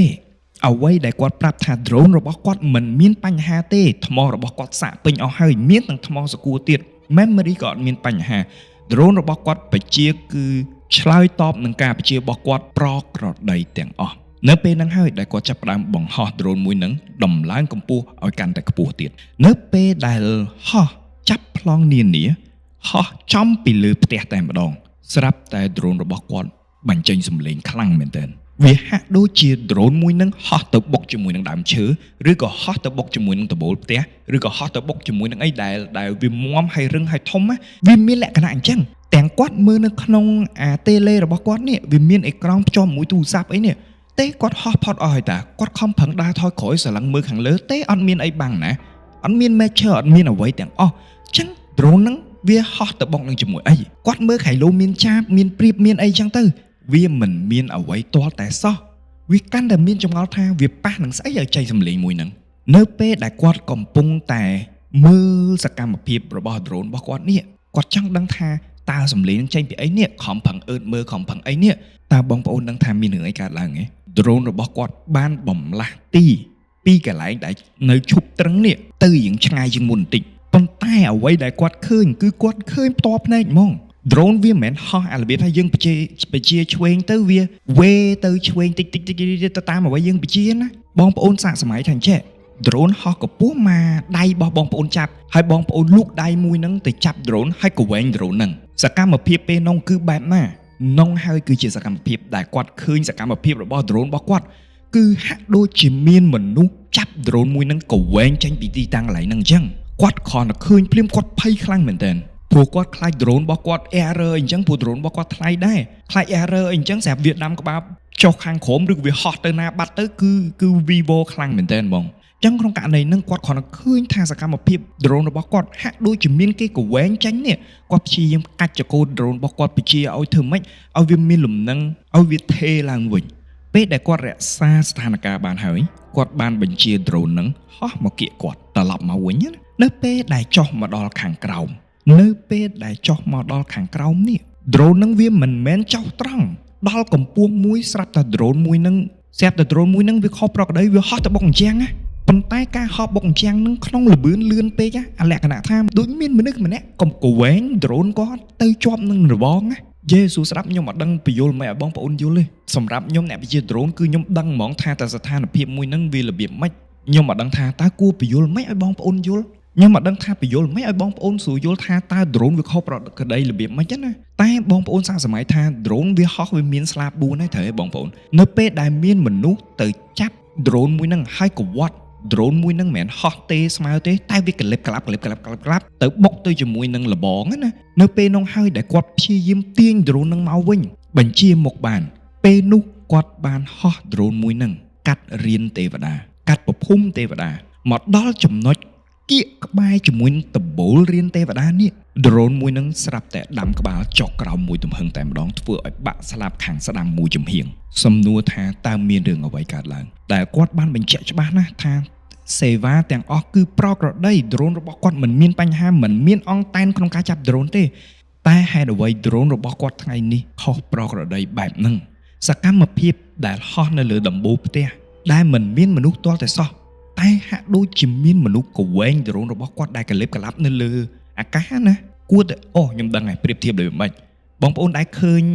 យន្តហោះចម្បាំងឯនៅពេលដែលយន្តហោះចម្បាំងកំពុងតែហោះស្មើហើយគេកលិបកលាប់ដាំក្បាលចុះក្រោមដាំក្បាលឡើងលើបវល2 3ជុំអីអញ្ចឹងណាគឺរូបភាពដូចគ្នាអញ្ចឹងឯងហេតុអ្វីនៅលើដំបូលផ្ទះមិនមានអ្វីតែមានគេកវែង drone របស់គាត់ហេតុអ្វីដែលនៅពេលដែលចុះដល់ដីមានគេកវែងម្ដងទៀតបើកដល់ចិត្តដបូលរៀនទេវតា drone របស់គាត់ស្រាប់តែដាំក្បាលចុះទាំងថ្មរបស់គាត់នៅមានពេញនៅឡើយតើមានរឿងអ្វីកើតឡើងត្រឹមប៉ុណ្្នេះអ្វីត្រូវតែបញ្ចប់ត្រឹមតែកន្លែងហ្នឹងឯងម្នាក់ចាប់ផ្ដើមរត់ទៅប្រមូល drone រៀបចំអីវ៉ាន់អត់មាននិយាយវីដេអូអត់មានអីទៀតទេគឺរៀបចំអីវ៉ាន់ទាំងអស់ឡើងឡានត្រឡប់ទៅការិយាល័យវិញនៅក្នុងឡានក្រុមការងាររបស់គាត់បានប្រាប់គាត់ថាចេះនៅពេលដែល drone មួយហ្នឹងវាហោះទៅបុកចិត្តនឹងជាងនោះចិត្តនឹងលបងនោះមានក្រុមការងារម្នាក់បានឃើញនារីម្នាក់អង្គុយនៅលើរបងអត់មានជើងនោះទេហើយកំពុងតែមើលពួកគាត់ធ្វើការនេះគឺជាសាច់រឿងទាំងអស់ដែលគាត់បានជួបប្រទះគឺជាលើកទី1ក្នុងជីវិតតាំងពីចេះថតអចលនទ្រព្យមករឿងហេតុនេះគឺជារឿងហេតុដែលស្ដែងបំផុតសម្រាប់ពួកគាត់ហើយសូមបញ្ជាក់ថា project ដែលគាត់បានទទួលមួយនេះគឺគាត់សងលុយគេវិញទាំងអស់គាត់មិនទទួលនោះឡើយអញ្ចឹងតើរឿងរ៉ាវនេះវាបានបង្ហាញពីអ្វីគួរនិយាយថាអមនុស្សដែលនៅក្នុងផ្ទះមួយនេះគឺមានសភាពកាចគឺកាចតែម្ដងមិនចង់ឲ្យគេប៉ះមិនចង់ឲ្យគេពាល់នៅបរិវេណទីធ្លាដែលជាកម្មសិទ្ធិរបស់ខ្លួនឯងហើយអ្វីដែលគាត់ជួបនេះគឺវាសាហាវមែនទែនតើវិធីដោះស្រាយគួរតែធ្វើបែបណាវិធីដោះស្រាយចំពោះបងប្អូនទាំងអស់គ្នាក្រែងលោប៉ះ project ស៊េរីហ្នឹងសម្រាប់អ្នកថតទាំងអស់ដែលស្ដាប់ខ្ញុំណាទី1ការងារបត់ថំតែម្ដងកុំខ្លាចឆ្ងាយជិះទៅមើលសិនទៅសវេទីតាំងទៅសវេអីសិនតើពេលហ្នឹងបងប្អូនមានអារម្មណ៍ស្រួលឬមិនស្រួលបើសិនជាមានអារម្មណ៍ថាអត់ស្រួលទេទីតាំងហ្នឹងវាមិនធម្មតាទេបងប្អូនអាចមានពីរជំរើសទទួលយក project មួយហ្នឹងឬក៏មិនទទួលយក project មួយហ្នឹងតែបើសិនជាបងប្អូនទទួលយក project មួយហ្នឹងត្រៀមទៅណាផ្លែឈើមួយចានអីចឹងទៅធូបទៀនអីចឹងទៅដើម្បីយកទៅដល់នៅក្នុងថ្ងៃទីតាំងក៏អុចប្រាប់ជម្រាបទៅគេទៅថាបើសិនជាមានអ្នកថែរក្សានៅទីកន្លែងនេះមែនបើមានវិញ្ញាណដែលជាកម្មសិទ្ធិដីនេះណាខ្ញុំគឺជាអ្នកដែលទទួលភារកិច្ចទទួលថវិកាដើម្បីយកចំណូលហ្នឹងមកចិញ្ចឹមជីវិតហើយម្ចាស់ដីបច្ចុប្បន្ននេះឲ្យពួកខ្ញុំមកថតទីតាំងនេះប្រើប្រាស់អ្វីគឺខ្ញុំមិនដឹងទេខ្ញុំគ្រាន់តែទទួលពាក្យគេក្នុងការមកថតទីតាំងតែប៉ុណ្ណោះដូច្នេះហើយបើសិនជាមានវិញ្ញាណពិតប្រាកដមែនសូមវិញ្ញាណទាំងឡាយអ្នកថែសារទាំងឡាយកុំប្រកែកប្រកាន់ហើយជួយឲ្យពួកខ្ញុំនេះ ធ្វើការឲ្យដំណើរការទាំងឡាយនៅក្នុងដីមួយនេះឲ្យមានភាពប្រក្រតីហើយនឹងជោគជ័យមានជ័យជំនះប៉ុណ្ណឹងទៅហើយថ្វាយដង្វាយគេទៅខ្ញុំគិតថាអាចជួយបានតែបើសិនជាម្ចាស់ដីវិញម្ចាស់ដីខ្ញុំគិតថាគួរតែរកអ្នកខ្លាំងប៉ាកែទៅនៅពេលដែលគាត់អត់មកហ្នឹងវាជាស្នូមួយឯណាបងប្អូននៅពេលដែលម្ចាស់ដីម្ចាស់អចលនទ្រព្យមិនមកមើលការងារជាមួយនឹងក្រុមការងារវាគឺខុសប្រក្រតីមួយបាត់ហើយខែងលោកគេរវល់តែបើមិនគេរវល់ទេយើងគ្រាន់តែស្ដាប់មកយើងដឹងថាគេកុហកឬមិនកុហកហើយក្នុងករណីនេះហើយម្ចាស់ដីគួរតែរកទៅណារកអ្នកខ្លាំងប៉ាកែដើម្បីដោះស្រាយបញ្ហាមួយហ្នឹងទៅអ្វីនៅលើលោកសុទ្ធសឹងតែជាការចរចាបានឲ្យតែរៀបចំកន្លែងគេខ្ញុំគិតថាលទ្ធផលសិនជាតាំងចិត្តថាចរចាមែនលទ្ធផលចុងក្រោយអ្វីដែលគេចង់បានរៀបចំកន្លែងណាឲ្យគេឲ្យស្រួលហើយសែនឲ្យគេដើម្បីឲ្យគេហូបចុកឆ្អែតនោះគេនឹងយល់ព្រមចាក់ចេញហើយឬក៏ដល់ពេលណាមួយឧទាហរណ៍ថាសាច់រឿងរបស់ channel មួយដែលគាត់និយាយរឿងផ្ទះរបស់លោកយាយហើយចៅគាត់អត់ខ្លាចខ្មោចទេហើយខ្មោចយាយជាមួយនឹងចៅនឹងនៅកន្លែងហ្នឹងហើយគេបានប្រាប់ថាផ្ទះមួយហ្នឹងនៅពេលដែលគេទៅបាត់ចង់ធ្វើអីធ្វើទៅអញ្ចឹងកន្លែងហ្នឹងមានន័យថាម៉េចបញ្ជាក់អ្វីបញ្ជាក់ប្រាប់ថាគ្រប់វិញ្ញាណទាំងអស់គឺគេមានពេលមានកាលរបស់គេ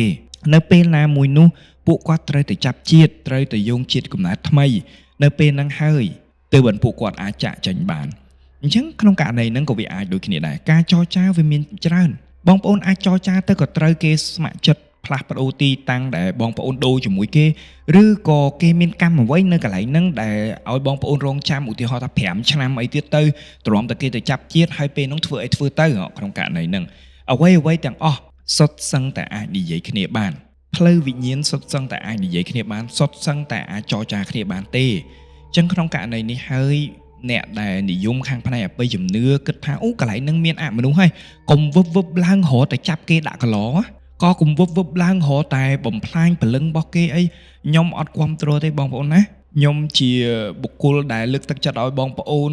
រកវិធីឈ្នះទាំងអស់គ្នាល្អទាំងផ្លូវអរូបនិងល្អទាំងផ្លូវមនុស្សលោករកវិធីចាក់ឈ្នះរកដំណោះស្រាយរួមដែលវាជោគជ័យទាំងអស់គ្នាជាជាងទៅបំផ្លាញគេតែបំផ្លាញគេមិនស្រួលហ្នឹងវវជាប់ផ្ដាសាគេទៀតអញ្ចឹងក្នុងករណីនេះសូមប្រយ័ត្នប្រយែងហើយខ្ញុំមិនលើកទឹកចិត្តឲ្យបងប្អូនទៅបំផ្លាញទៅធ្វើបាបទៅអីគេទេអរគុណណាស់សម្រាប់សាច់រឿងនេះហើយបងប្រុសគាត់បានប្រាប់ថាគាត់ជា fan របស់ខ្ញុំតាំងពីខ្ញុំធ្វើវីដេអូហាត់ប្រាណ Cambodia Gym Lover ហើយអរគុណខ្លាំងមែនទែនដែលតាមដានតាំងពី Cambodia Gym Lover រហូតមកដល់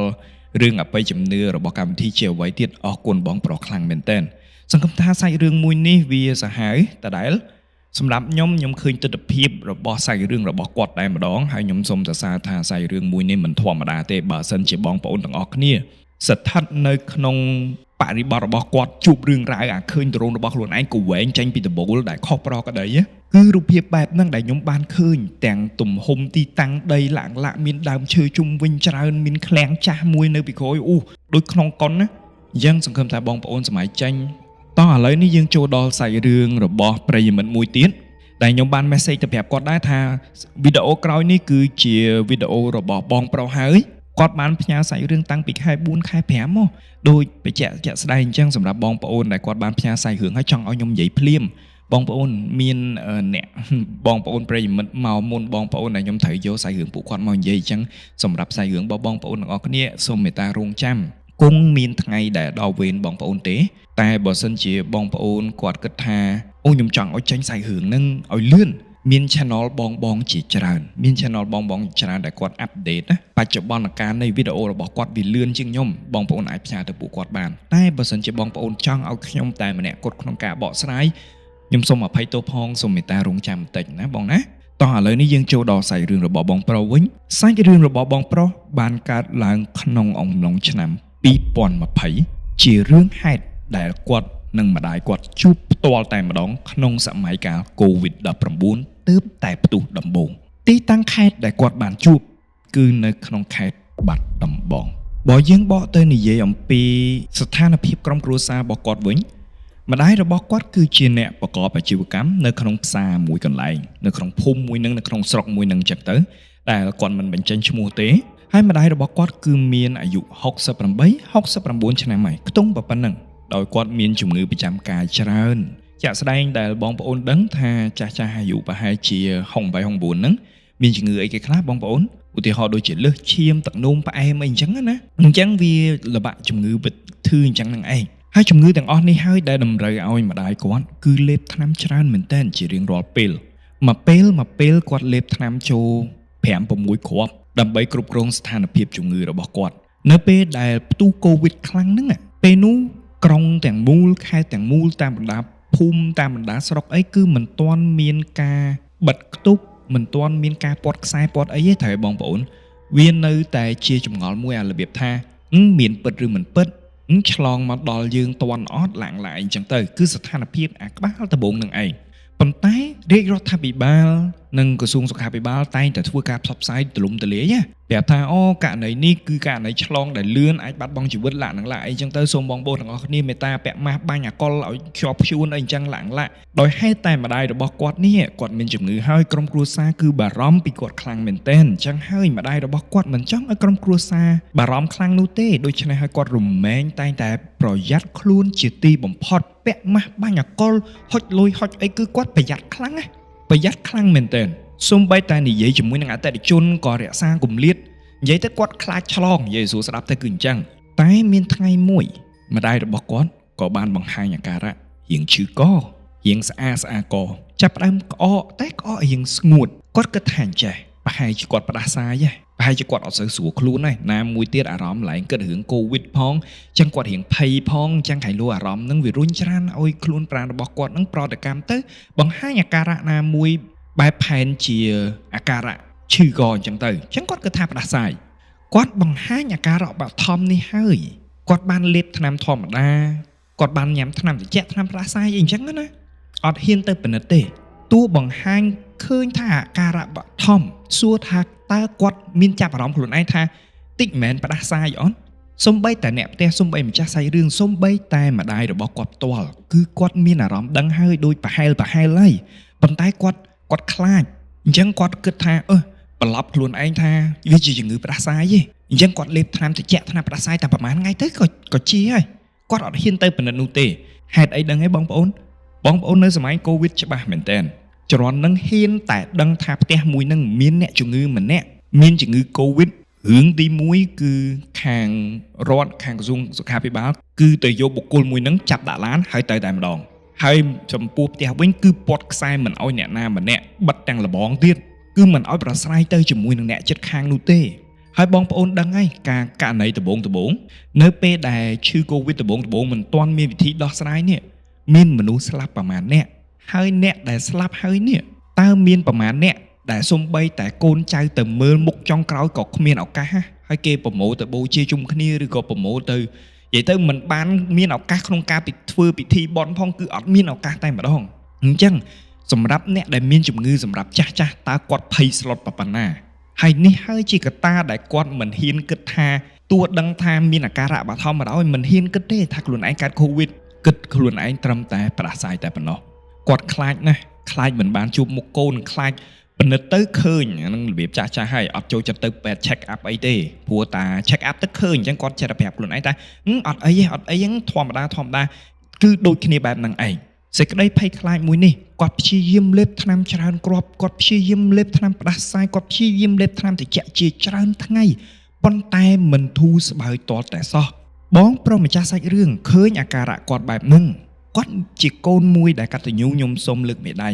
គាត់ឃើញគាត់មានក្តីបារម្ភមែនទែនណាមួយម្ដាយរបស់ខ្លួនឯងកំពុងតែមានជំងឺដែលធ្ងន់ហើយត្រូវលេបថ្នាំច្រើនគ្រាប់ហើយជាជំងឺប្រចាំកាយឥឡូវមកបង្ហាញអាការៈអញ្ចឹងទៀតចុះបើម្ដាយរបស់ខ្លួនឯងនេះកើតកូវីដពិតប្រាកដមែនហើយមិនបានទៅពេទ្យមិនបានទៅមណ្ឌលចាត់តាលេស័កទេមិនបានទទួលការព្យាបាលទេគេថាមិនទៅមួយចានទឹកមួយចានគោកណាមួយចំនួនហ្នឹងណាបើមិនព្រមធ្វើ50ហ្នឹងទេឱកាសហ្នឹងបើគាត់នៅផ្ទះមានពួកគាត់មានសមត្ថភាពណាទៅដឹងទៅចេះដឹងណាទៅប្រើថ្នាំរបៀបម៉េចប្រើថ្នាំរបៀបម៉េចអញ្ចឹងឱកាសដែលម្ដាយរបស់គាត់បាត់បង់ជីវិតវាមិនកាន់តែខ្ពស់ទៀតជាមួយនឹងជំងឺហ្នឹងព្រោះល្បីអារឿងស៊ីសួតផងអស់សួតមកចាហៀងអ្នកខ្លះអស់សួតទាំងអស់ដោយសារជំងឺហ្នឹងស៊ីគាត់មានក្តីបារម្ភបែបហ្នឹងហើយគាត់ព្យាយាមបញ្ចុះបញ្ចូលម្ដាយរបស់គាត់ឲ្យពិនិត្យនៅទីតាំងដែលគេតេស្តរកជំងឺកូវីដមួយហ្នឹងទម្រាំតែបញ្ចុះបញ្ចូលម្ដាយរបស់គាត់ហើយបានសម្រេច ជូនទៅដល់តេះរួចហើយរឿងហេតុដែលគាត់មិនបានរំពឹងទុកទោះគាត់រំពឹងទុកហើយក៏ដោយគាត់ដឹងលទ្ធផលហើយក៏ដោយអ្វីដែលគាត់មិនបានរំពឹងទុកគឺបានកើតឡើងម្ដាយរបស់គាត់បង្ហាញពីលទ្ធផលវិជ្ជមាននៃជំងឺ COVID បញ្ហាគឺមិនដឹងថាគាត់ឆ្លងមកពីទីតាំងមួយណាឲ្យពិតប្រាកដទេតែការសន្និដ្ឋានខ្ពស់គឺឆ្លងមកពីក្នុងផ្សារនោះហើយ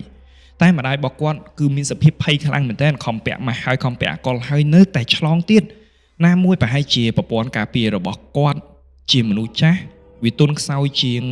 អ្នកដែលមានវ័យក្មេងអានឹងមួយហើយប៉ះចំគាត់មានជំងឺប្រចាំកាយទៀតអញ្ចឹងប្រព័ន្ធការពាររបស់គាត់គឺកាន់តែខ្សោយជាងមនុស្សចាស់ធម្មតាទៀតហើយគ្រាន់តែ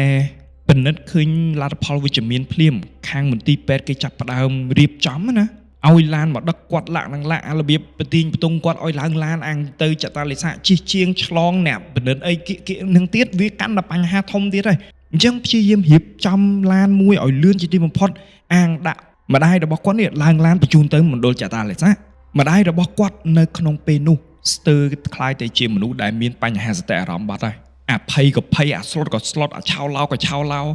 ម្ដាយរបស់គាត់បាក់កម្លាំងមនុស្សដើមមកពិនិត្យធម្មតាស្រាប់តែបាក់កម្លាំងអស់អាលីងតែម្ដងទ្រុឌទ្រោមខ្លាំងមែនទែនពេលហ្នឹងហើយដែលគាត់បានប្រាប់ទៅម្ដាយរបស់គាត់ព្យាយាមរងាប់អារម្មណ៍ម្ដាយរបស់គាត់ប្រាប់ថាអត់អីទេម៉ាក់ចាំខ្ញុំទៅជាមួយម៉ាក់ទោះមានរឿងអីក៏ដោយខ្ញុំនៅមើលថែម៉ាក់អារម្មណ៍របស់គាត់រៀងធូរស្រាលតិចណាពេលដែលឡានមកដល់គេចាប់ផ្ដើមជូនដំណើរម្ដាយរបស់គាត់ហ្នឹងឡើងទៅលើឡានគាត់បំរុងឡើងឡានជាមួយនឹងម្ដាយរបស់គាត់តែត្រូវបានអ្នកនៅទីនោះសន្តិសុខជាមួយនឹងពេទ្យនៅទីនោះហាមគាត់មិនឲ្យទៅជាមួយម្ដាយទាល់តែសោះអញ្ចឹងចាប់ផ្ដើមបង្កើតបរិយាកាសតានតឹងមួយទៀតហើយម្ដាយរបស់គាត់ឃើញកូនខ្លួនឯងអត់បានទៅគាត់រៀងចាប់ផ្ដើមស្លុតមកតង់ទៀតណាបានថាខ្ញុំទៅតែម្នាក់ឯងហើយកូនគាត់នេះកំពុងតែឆ្លោះប្រកែកជាមួយនឹងពេទ្យជាមួយនឹងសន្តិសុខគាត់ប្រាប់ថាគាត់អត់ទេដាច់ខាតគាត់ត្រូវតែទៅពេទ្យប្រាប់ថាមិនអាចទៅបានទេចុះបើឆ្លងគិតមិនប្អូនឯងអត់មានលទ្ធផលវិជ្ជមានផងហ្នឹងគាត់នៅតែប្រកែកថាមិនទេខ្ញុំត្រូវតែទៅខ្ញុំទៅមើលម្ដាយរបស់ខ្ញុំប្រកែកគ្នាចុះប្រកែកគ្នាឡើងពាក្យធំពាក្យតូចទៅវិញទៅមកហាមគាត់លាក់នឹងលាក់ប្រកែកគ្នាមកសទុះគាត់ក៏និយាយថាអញ្ចេះបើសិនជាខ្ញុំមិនចូលទៅមើលម្ដាយរបស់ខ្ញុំទេម៉ាក់ខ្ញុំគិតមិនដាច់ខាតខ្ញុំត្រូវតែចូលព្រោះខ្ញុំខ្លាចណាស់ខ្លាចម្ដាយរបស់ខ្ញុំហ្នឹងមានជំងឺសតិអារម្មណ៍ពេទ្យនៅតែប្រកែកមិនឲ្យទៅទេគាត់ក៏ប្រាប់ថាខ្ញុំជាកូនគាត់ខ្ញុំត្រូវតែមើលថែគាត់ហើយបើម្ដាយខ្ញុំស្លាប់ណាគេទទួលខុសត្រូវការប្រកែកនឹងនៅតែបន្តបន្តិចទៀតទៅគាត់ក៏និយាយថាអញ្ចេះ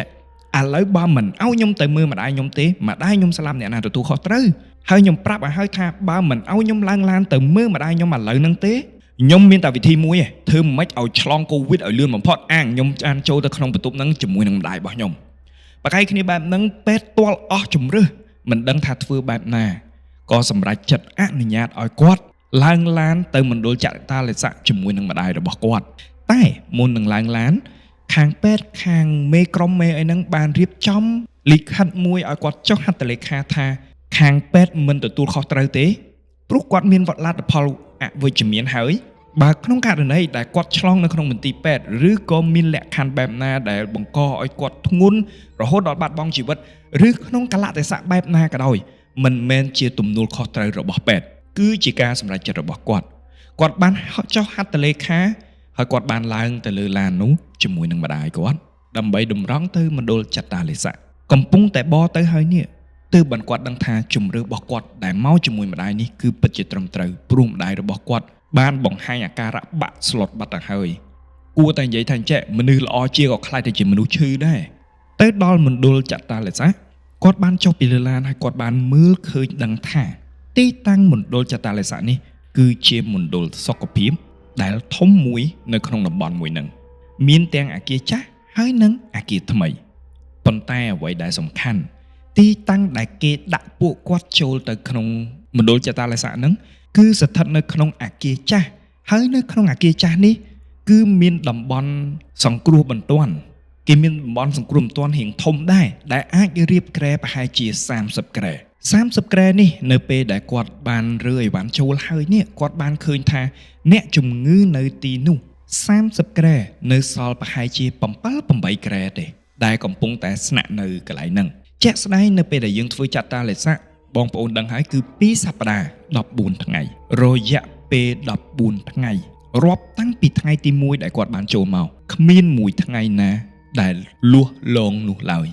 លងសឹងតែរាល់ថ្ងៃតោះយើងចូលដល់ហេតុការណ៍ទី1នៅក្នុងថ្ងៃទី1មកដល់ចំណុចនេះម្ដាយរបស់គាត់បានធ្វើទុករយៈពេល 4-5 ថ្ងៃហើយនៅជំងឺ Covid មួយនេះដែលអាការៈវាចាប់ផ្ដើមរៀងធ្ងន់ជាងមុនហើយដូច្នេះហើយនៅយប់ទី1ប្រហែលជាម៉ោង 10 យប់ម្ដាយរបស់គាត់បានបង្ហាញអាការៈរៀងថប់ដង្ហើម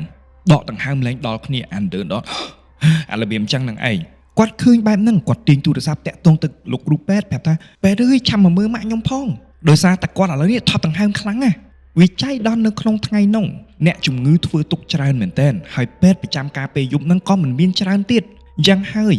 លោកគ្រូពេទ្យបានប្រាប់គាត់ថាចេះខ្ញុំទៅអត់ទាន់បានទេឥឡូវបងអូនឯងមានឃើញខែតនេនៅចិត្តហ្នឹងអត់គាត់ក៏បានថាឃើញលោកគ្រូហើយនៅខែហ្នឹងមានឃើញកំពុងអុកស៊ីហ្សែនអត់គាត់ក៏បានប្រាប់ថាឃើញកំពុងពណ៌ខៀវធំហ្នឹងលោកគ្រូពេទ្យថាហ្នឹងហើយឥឡូវទាញកំពុងមួយហ្នឹងមកដាក់ឲ្យម្ដាយរបស់បងអូនឯងសិនទៅដើម្បីសម្រួលផ្លូវដង្ហើមរបស់គាត់ឮបែបហ្នឹងគាត់ក៏ទទួលបានអូខេពេទ្យបាទពេទ្យតម្លាក់ទូរស័ព្ទរត់ស្ទូចតម្រង់ទៅកាន់បំពង់អុកស៊ីហ្សែនយកមកបំពាក់ឲ្យម្ដាយរបស់គាត់នៅពេលដែលមានខ្យល់អុកស៊ីហ្សែនចូលបានពេញលេញហើយម្ដាយរបស់គាត់ក៏ធូរស្បើយឡើងវិញក្រោយពីគាត់បានឃើញម្ដាយរបស់គាត់បានធូរស្បើយហើយនេះគាត់ក៏រៀងអស់កម្លាំងដែរ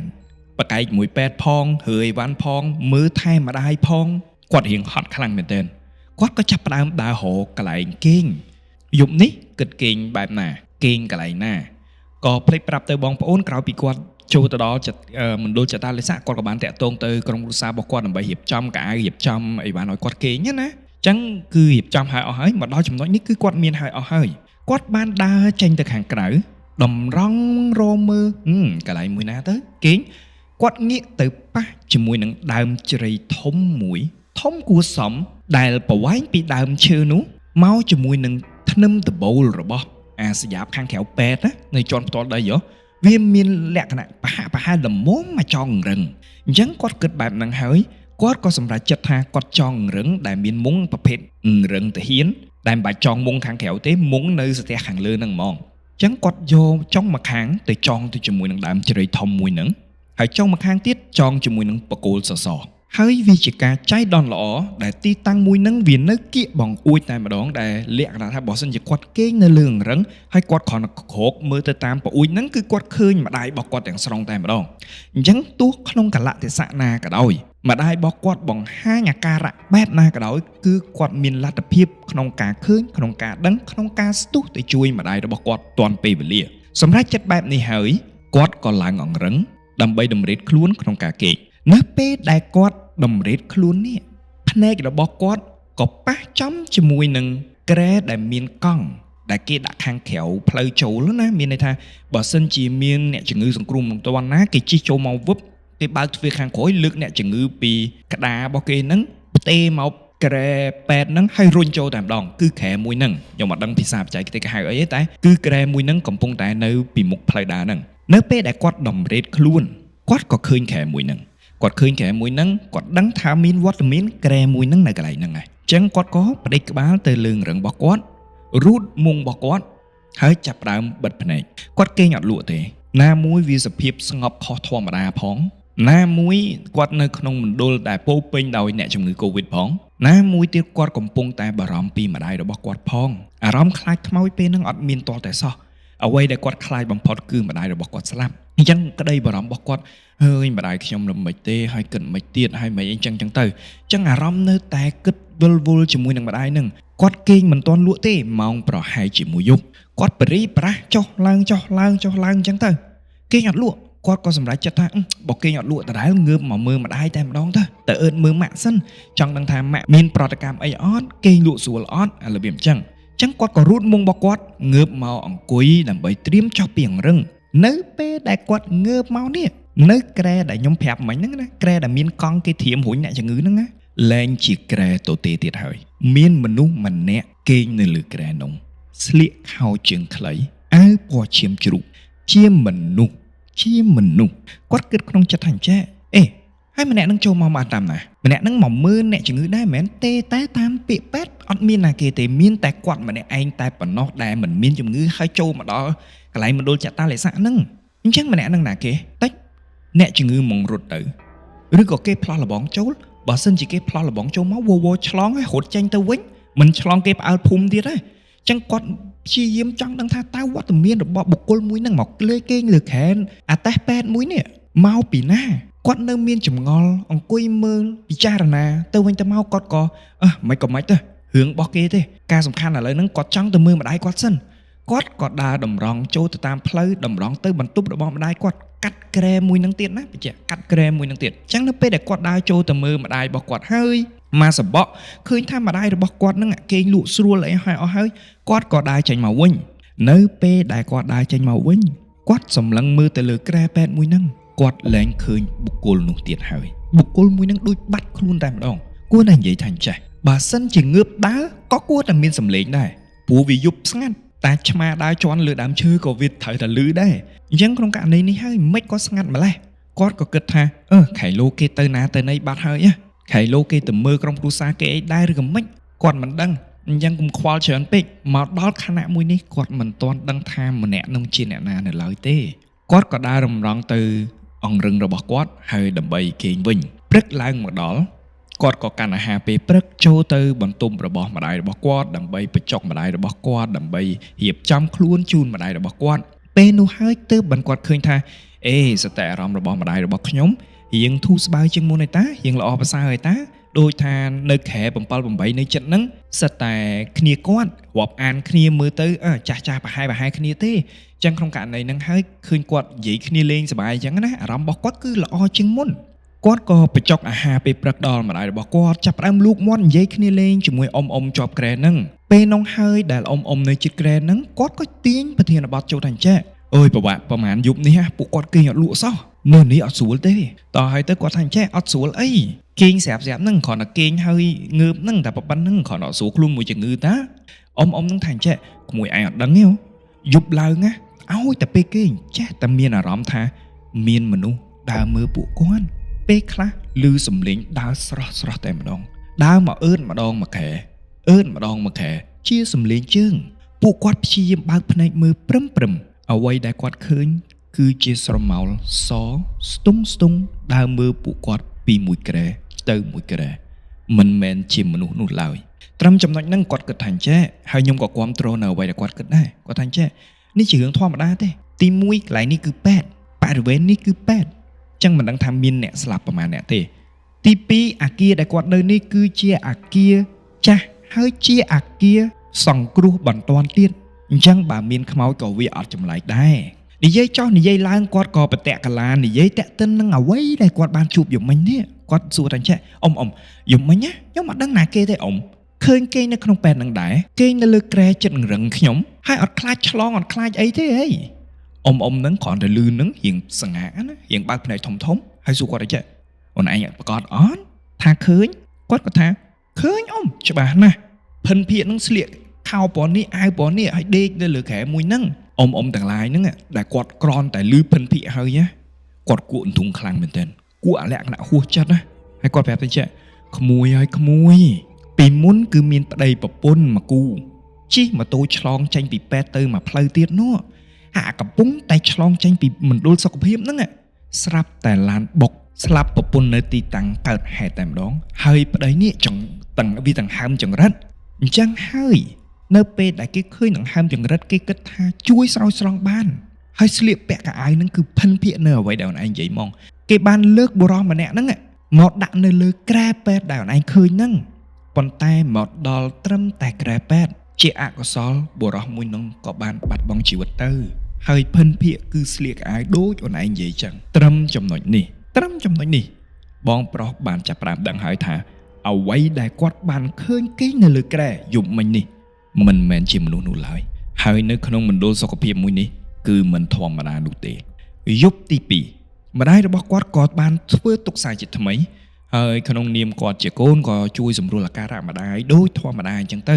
រួចរាល់ហើយអស់ហើយគាត់ក៏ដើរតម្រង់ទៅកន្លែងគេងគិតថារកកន្លែងថ្មីដើម្បីគេងមើលចោះមើលឡើងគ្មានកន្លែងណាដែលសមគួរគាត់ក៏សម្រេចចិត្តថាគេងនៅទីតាំងនឹងដដែលក្នុងចិត្តរបស់គាត់ពីយប់មិញនេះបានឃើញគេងស្រស់នៅលើក្រែអត់ទាន់ខ្លាចទេណាព្រោះអត់ទាន់ដឹងថាខ្មោច តែដងនេះគាត់ដឹងថាខ្មោចហើយក្រែហ្នឹងគឺនៅកន្លែងហ្នឹងដដែលគាត់ចាប់ផ្ដើមរៀងខ្លាចហើយចិត្តមួយគាត់ក៏ថាអញ្ចឹងតិចខ្មោចលងទៀតទៅយប់ហ្នឹងតែចិត្តដែលធំជាងគេសង្កត់អាចិត្តខ្លាចហ្នឹងគឺម្ដាយរបស់គាត់សំខាន់ជាងគ្មានជំរឿសទេជីវិតរបស់ម្ដាយរបស់គាត់វាថ្លៃជាងអាសេចក្តីខ្លាចរបស់គាត់នេះអញ្ចឹងគេងលងក៏លង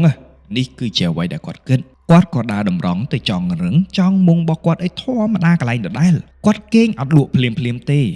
អារម្មណ៍របស់គាត់នោះយើងខ្លាចខ្មោចតិចផងបារម្ភម្ដាយផងព្រោះរយៈពេល2យប់ហើយឃើញថាការៈម្ដាយរបស់គាត់ម៉ោង10ម៉ោង11ហ្នឹងគឺធ្វើទុកខ្លាំងគាត់គេងមិនលក់លបាក់ប្រហែលជាម៉ោង2យប់ស្រាប់តែមានខ្យល់បក់ខ្លាំងមែនទែនបញ្ជាក់ថាបងប្រុសដែលគេងនៅលើរឹងជាម្ចាស់សាច់រឿងគាត់មានទម្ងន់ប្រហែលជា60គីឡូជាងតែខ្យល់បក់មួយនេះគឺខ្លាំងមែនទែនខ្លាំងរហូតដល់អង្គើងរឹងគាត់ណាបងប្អូនអាចសម័យបានទេថាខ្យល់នឹងវាខ្លាំងប៉ុណ្ណាបើយើងប្រើថាខ្យល់គួចក៏អត់ត្រូវដែរព្រោះខ្យល់គួចយើងនៅដើរកាត់បានទេវាមិនមែនគួចមនុស្សឡើងលើទេត្រូវទេបងប្អូនមិនមែនដូចរឿងតុក្កតាណាតែគាត់ទម្ងន់60គេងនៅលើរឹងខ្យល់កម្លាំងប៉ុណ្ណាដែលធ្វើឲ្យរឹងនឹងអង្គើអាចឲ្យយើងវិលមុខបានវាមិនមែនគឺតិចទេអង្គើដូចយល់គឺបក់គាត់ខ្លាំងដល់ថ្នាក់ហ្នឹងណាពេលហ្នឹងហើយដែលមេឃជ្រៃអីហ្នឹងណាគឺចាប់ដើមបោកហើយបងប្អូនសាកសម័យមើលដើមជ្រៃមានតសៃសក់វាធ្លាក់មកហើយវាបោកចុះបោកឡើងជាមួយនឹងមេឃអីចឹងណាទិដ្ឋភាពគឺអំណោយផលខ្លាំងមែនទែនខ្យល់បក់ខ្លាំងបែបនេះហើយដែលគាត់គិតក្នុងចិត្តថាចេះចិត្តភ្លៀងអីដឹងបញ្ញាផ្លាស់ទីសិនបើគាត់អត់រឹងឥឡូវដឹងទេតិចភ្លៀងមកដល់គាត់រត់អត់ទាន់ទៅសើមរឹងចុះថ្ងៃស្អែកគិតមិនមានអីគេងទៀតគាត់ក៏ងើបមកអង្គុយពេលនោះអារម្មណ៍មួយទៀតក៏ចេញមកអារម្មណ៍មួយទៀតហ្នឹងគឺគាត់ដូចរៀងចង់បត់ជើងតូចឥឡូវចេះទៅបត់ជើងតូចក៏មិនយូរដែរចឹងគាត់នឹងដើរទៅខាងមុខបន្តិចដើម្បីបត់ជើងតូចហើយចាំគាត់ដើរមកស្រែងងវិញគិតបែបនេះហើយគាត់ក៏ដើរទៅប្រហែលជា15ម៉ែត្រទៅទិសដៅមួយដែលហួសងឹងរបស់គាត់15ម៉ែត្រណាបងប្អូននៅពេលដែលគាត់បត់ជើងតូចនេះច្បាស់ឲ្យបងប្អូនប្រុសៗដែលកំពុងតែស្ដាប់ជឿជាក់ថាបងប្អូននឹងដឹងនៅពេលដែលឈរបត់ជើងតូចយើងចាប់ផ្ដើមមើលណាមើលឆ្វេងមើលស្ដាំមើលអាកាសធាតុមើលមេឃមើលផ្កាយអីចឹងទៅទិដ្ឋភាពរបស់គាត់គឺដូចគ្នានៅពេលដែលគាត់ឈរបត់ជើងតូចនេះគាត់ក៏មើលចុះឡើងគាត់ងាកមើលឆ្វេងគាត់ងាកមើលស្ដាំរហូតដល់គាត់ងាកមើលមេឃនៅពេលដែលគាត់មើលមេឃគាត់ឃើញផ្កាយទាំងអស់នៅលើមេឃគឺជាបរិបទមួយដែលមេឃស្រឡះខ្លាំងមែនទែនឃើញផ្កាយទាំងអស់សំណួរសួរថាបើសិនជាមេឃស្រឡះមេឃរកភ្លៀងផ្លូវណាអញ្ចឹងហេតុអ្វីទៅបានមុននឹងមានខ្យល់ខ្លាំងដូចជាភ្លៀងអញ្ចឹងទាំងមេឃមិនមានពពកផងហ្នឹងគាត់ឃើញបែបហ្នឹងគាត់ចាប់ផ្ដើមដឹងខ្លួនថាមេឃស្រឡះតាមានរកភ្លៀងណាគាត់ស្រឡឹងមើលដើមឈើដែលនៅជិតគាត់ឈរនេះដើមឆាត់អីនៅគៀកគាត់ដើមឈើតូចធំទាំងអស់គឺនៅស្ងប់ស្ងាត់ទាំងអស់គាត់ឃើញបែបហ្នឹងគាត់បែរងាកទៅមើលទិសដៅរឹងរបស់គាត់វិញគឺឃើញតែខ្យល់បក់មកប្លុករឹងរបស់គាត់ហ្នឹងណាតែរង្វង់រឹងរបស់គាត់ហ្នឹងគឺកវីក្វាត់នៅនឹងភ្នែកស្រស់វាស្ដែងដល់ថ្នាក់ហ្នឹងណាបងប្អូនវាស្ដែងដល់ក្នុងករណីដែលថាអានៅកន្លែងយើងអត់មានខ្យល់បក់តែមើលនៅកន្លែងនោះពងតែខ្យល់បក់រភ្លៀងគឺខ្លាំងមែនទែនកវីក្វាត់រឹងយើងពាត់វល់ពេញហ្នឹងណាដល់ពេលគាត់ឃើញអញ្ចឹងគាត់អត់ដឹងធ្វើម៉េចគាត់មានតែឈរច្រត់ចកេះមើលបដ ாய் ណាគាត់ឈរច្រត់ចកេះមើលបានតែបន្តិចទេអ្វីក៏ចាប់ផ្ដើមស្ងប់ស្ងាត់ឡើងវិញហើយរឹងរបស់គាត់ក៏ធ្លាក់ចុះមកក្រោមវិញធម្មតាមិនមានភ្លៀងមិនមានខ្យល់គឺសុកស្ងាត់បាត់សូន្យតែម្ដងគាត់ក៏សម្រេចចិត្តថាឥឡូវអត់តន់តែដេកទេដើរទៅមើលអ្នកម្ដាយរបស់គាត់សិនយប់នោះគឺជាយប់ទី2នោះគឺលងស្រស់ពេកគាត់ចេញមកវិញសួរថាគាត់គេងលក់បងប្អូនគេងលក់អត់គឺគេងអត់លក់ទេហើយគាត់ក៏ដូចគ្នាដែរគាត់គេងអត់លក់ទេព្រោះគាត់ដឹងខ្លួនហើយថាលងខ្លាំងមែនទែនយប់ទី3អត់មានជំរឿគាត់នៅតែគេងកន្លែងដដែលព្រោះថាគាត់តាំងចិត្តហើយថាលងក៏លងទៅម្ដាយរបស់ខ្ញុំសំខាន់ជាងគាត់ក៏ចង់រឹងគេងនៅកន្លែងដដែលឥឡូវយើងកាត់ឲ្យអស់សកម្មភាពរបស់គាត់ប្រចាំថ្ងៃហ្នឹងណាយើងចូលដល់ម៉ោងប្រហែលជាម៉ោង1យប់គាត់កំពុងតែផ្ដេកខ្លួនរឿងរឹងរបស់គាត់មិនទាន់លក់ផងស្រាប់តែគាត់ឮសំឡេងមានជើងមនុស្សដើរគាត់ឮបែបហ្នឹងគាត់ក៏បើកភ្នែកព្រឹមមើលអ្វីដែលគាត់ឃើញគឺមានមនុស្សដើរចេញពីដើមជ្រៃមិនមែនដើរកាត់ទេតែដើរចេញពីដើមជ្រៃដែលគាត់ចងជាមួយនឹងតែម្ដងមៀតធំខ្លាំងមែនទែនឃើញតែប៉ុណ្្នឹងគេឃើញថាគាត់ឃើញគេវិញ្ញាណមួយនឹងក៏ហក់ក៏ទ្រុបគាត់នៅលើរឹងនឹងមកទៅហឹងគាត់ព្យាយាមរើខ្លួនខ្លាំងមែនទែនគាត់រើយ៉ាងណាក៏រើអត់រួចអស់ប្រហែលជា1ម៉ោងចូល2ម៉ោងណា គឺហត់ខ្លាំងមែនទែនណារហូតដល់គាត់របៀបកំរើកមេជើងបានបន្តិចគាត់ក៏រួចខ្លួនពីការសង្កត់របស់វិញ្ញាណមួយហ្នឹងហើយគាត់រត់ចេញពីអង្រឹងមួយហ្នឹងមួយយប់ហ្នឹងគឺគាត់មិនបានគេងទេអញ្ចឹងបើសិនជាបងប្អូនស្ដាប់សាច់រឿងរបស់គាត់រយៈពេល3យប់ហើយដែលគាត់នៅមណ្ឌលសុខភាពបំរើអ្នកម្ដាយរបស់គាត់ហើយគាត់មិនបានគេងទាល់តែសោះព្រឹកឡើងគាត់ក៏កាន់អាហារពេលព្រឹកជូនទៅម្ដាយរបស់គាត់អ៊ំនៅគៀកហ្នឹងឃើញគាត់ដើរចូលមកក៏សួរតែចេះក្មួយហើយក្មួយឯងកើតអីជំមិញលមូលកពើមែនអ៊ំឃើញក្មួយឯងបកាច់តែម្នាក់ឯងនៅក្នុងរឹងដូចត្រីជាប់មងអញ្ចឹងហើយអ៊ំហ្នឹងក៏គ្មានកម្លាំងទៅហៅក្មួយឯងទៀតអញ្ចឹងមានតែដេកមើលក្មួយឯងអញ្ចឹងពាក្យសម្ដីមួយម៉ាត់ហ្នឹងនៅពេលដែលខ្មោចសង្កត់គាត់ណាអ្វីដែលគាត់ឃើញគឺមានវិញ្ញាណមួយសង្កត់គាត់អ្វីដែលអ្នកកំពុងតែឃើញគាត់គឺឃើញសកម្មភាពគាត់កំពុងតែបកាច់នៅក្នុងមុងម្នាក់ឯងគាត់ក៏បានតបទៅវិញថាចេះយំមិញហ្នឹងគឺខ្មោចសង្កត់ហើយលោកខ្ញុំ3ថ្ងៃហើយអ៊ំអើយពាក្យមួយម៉ាត់ហ្នឹងវាបង្កើនការខ្លាចជូនទៅដល់អ្នកម្ដាយរបស់គាត់ជូនទៅដល់អ៊ំនឹងមួយកម្រិតទៀតយើងកាត់ចូលទៅដល់ប្រហែលជាម៉ោង2ថ្ងៃគាត់ក៏គិតក្នុងចិត្តថាចេះអត់កើតទេបើអញ្ចឹងទៀតបើគេអត់បានរយយំអញ្ចឹងមុខចេញមកគឺដូចអ្នកញៀនថ្នាំអញ្ចឹងគឺបាក់កម្លាំងណាស្គមស្គាំងចាប់ដើមផត់មុខចាប់ដើមអស់ខ្លាញ់មុខចាប់ដើមអស់សំណើមនៅមុខព្រោះអត់បានគេវាបាក់តែម្ដងភ្នែកចាប់ដើមរុងគាត់ក៏គិតក្នុងចិត្តថាចេះត្រូវតែរកវិធីដោះស្រាយគិតបានប៉ុណ្ណឹងស្រាប់តែមានបុគ្គលមួយលេចនៅក្នុងខួរក្បាលរបស់គាត់នោះគឺជាបងថ្លៃរបស់គាត់ដែលជាប្តីរបស់បងស្រីរបស់គាត់អាជីពរបស់បងថ្លៃរបស់គាត់គឺគ្រូផ្នែកអបិយជំនឿគាត់នឹកឃើញបែបហ្នឹងហើយគាត់ក៏ទាញទូរស័ព្ទទេទៅបងរបស់គាត់ភ្លាមគាត់បានប្រាប់រឿងរ៉ាវតាក់ទិនជាមួយគាត់រយៈពេល3យប់ដែលគាត់គេងនៅហ្នឹងលងរបៀបមិនខ្លះហើយគាត់ប្រាប់បងថ្លៃគាត់ថាចេះបងអើយឥឡូវមានបាលីអីការពារខ្លួនអត់ព្រោះគេងអត់បានទេបើគេងអត់បានចឹងទៀតខ្ញុំមើលទៅឈួតបាត់ហើយបងថ្លៃរបស់គាត់ទទួលបានដំណឹងហើយក៏ប្រាប់បាលីមួយទៅកាន់គាត់បាលីនោះក្នុងអត្ថន័យមួយដើម្បីបិទបាំងខ្លួនប្រាណរបស់គាត់ពីភ្នែកអមនុស្សយប់ទី4គាត់បានសូត្រពិតប្រាកដមែនហើយយប់នោះគឺគាត់គេងលក់ស្រួលមែនតែនមិនដឹងថាដោយសារតែភាពស័ក្តិសិទ្ធិនៃបាលីមួយហ្នឹងឬក៏គាត់អត់បានគេងរយៈពេល3យប់ហើយដែលធ្វើឲ្យគាត់គេងទៅស្កប់បានតែដូចស្លាប់បាត់ចឹងម្ដងងើបមកគឺមានកម្លាំងមែនតើពីថ្ងៃទី4រហូតដល់ថ្ងៃទី7សកម្មភាពលងគឺនៅតែលងប៉ុន្តែមិនមែនលងគាត់ទេតែលងអ្នកនៅក្នុងបន្ទប់ពេទ្យនោះអាលក្ខណៈដូចសំលេងមនុស្សដើរអឺតមើលមកឃើញសមោលស្ទង់ពណ៌សដើរអឺតតាមក្រែបើកភ្នែកមកឃើញសមោលស្ទង់ពណ៌សកំពុងតែដើរអឺតតាមក្រែអញ្ចឹងណាប៉ុន្តែអត់ប៉ះគាត់ទេដោយសាររាប់ថ្ងៃទី4រហូតដល់ថ្ងៃទី7ហ្នឹងគឺគាត់សូត្ររាល់ថ្ងៃបងនិយាយពីអ៊ំវិញលងរបស់គាត់ហ្នឹងមិនមែនត្រឹមតែសំលេងជើងដើរទេតែពួកគាត់មានអារម្មណ៍ថាមានមនុស្សកំពុងតែអង្គុយជជែកគ្នានៅជាប់ក្រែរបស់គាត់តែម្ដងហើយគាត់ឮច្បាស់ទាស់ត្រង់ថានៅពេលដែលគាត់បើកភ្នែកមើលគឺអត់មានមនុស្សតែសំលេងនៅតែឮយើងចូលដល់ថ្ងៃទី8អ្នកជំងឺគឺកាន់តែតិចទៅហើយព្រោះពេលវេលា14ថ្ងៃគេចាប់ផ្ដើមផុតអស់ហើយណាអញ្ចឹងអ្នកដែលនៅសេសសល់ប្រហែលជា 4-5 អ្នកតែប៉ុណ្ណោះយើងកាត់ចូលមកដល់ថ្ងៃទី11នៅយប់មួយនោះមានអ៊ំស្រីម្នាក់ដែលគេនៅក្នុងបន្ទប់ជាមួយម្ដាយរបស់គាត់ទទួលបានសុបិននិមិត្តមួយសុបិននិមិត្តនោះគាត់បានឃើញមានបុគ្គលម្នាក់មិនដឹងថាជាអ្នកណាគេបានបង្ហាញខ្លួនក្នុងសុបិនគាត់ហើយប្រាប់ថាអញ្ចឹងឲ្យអាអ្នកជំងឺម៉ែហើយណាកូនមានកូនរៀងក្មេងហ្នឹងសែនទឹកដោះគោឲ្យអញហើយនឹងផ្លែឈើដែលក្រហមសែនហើយ3ថ្ងៃក្រោយពេលដែលប៉និតម្ដាយដែលចាស់ហ្នឹងគឺលែងមានជំងឺហើយអាកូនមួយហ្នឹងក៏អត់មានជំងឺដែរគេនិយាយតាមមួយម៉ាត់ខ្លីប៉ុណ្ណឹងសុបិនមួយនោះក៏បានបញ្ចប់ស្អែកព្រឹកឡើងនៅពេលដែលឃើញបងម្ចាស់សាច់រឿងដែលចូលមកគាត់ក៏កេះហៅមកប្រាប់ថាចេះយប់មិញហ្នឹងអ៊ំបានយល់សពថាគេប្រាប់ថាឲ្យក្មួយឯងជាមួយនឹងម្ដាយហ្នឹងសែនទឹកដោះគោហើយនឹងផ្លែឈើក្រហមឲ្យគេហើយគេនឹងឲ្យជាសះស្បើយទាំងម្ដាយទាំងកូនគាត់ឮបែបហ្នឹងគាត់ក៏ទេតាក់ទងទៅអ្នកផ្ទះរបស់គាត់ឲ្យរៀបចំទៅតាមអ្វីដែលគាត់ទទួលបានដំណឹងមួយហ្នឹងហើយចាំអ៊ុតមើលព្រោះនៅសល់10មើលថ្ងៃទី11ណាអញ្ចឹង12 13 14វានៅខ្វះ13ថ្ងៃទៀតទេ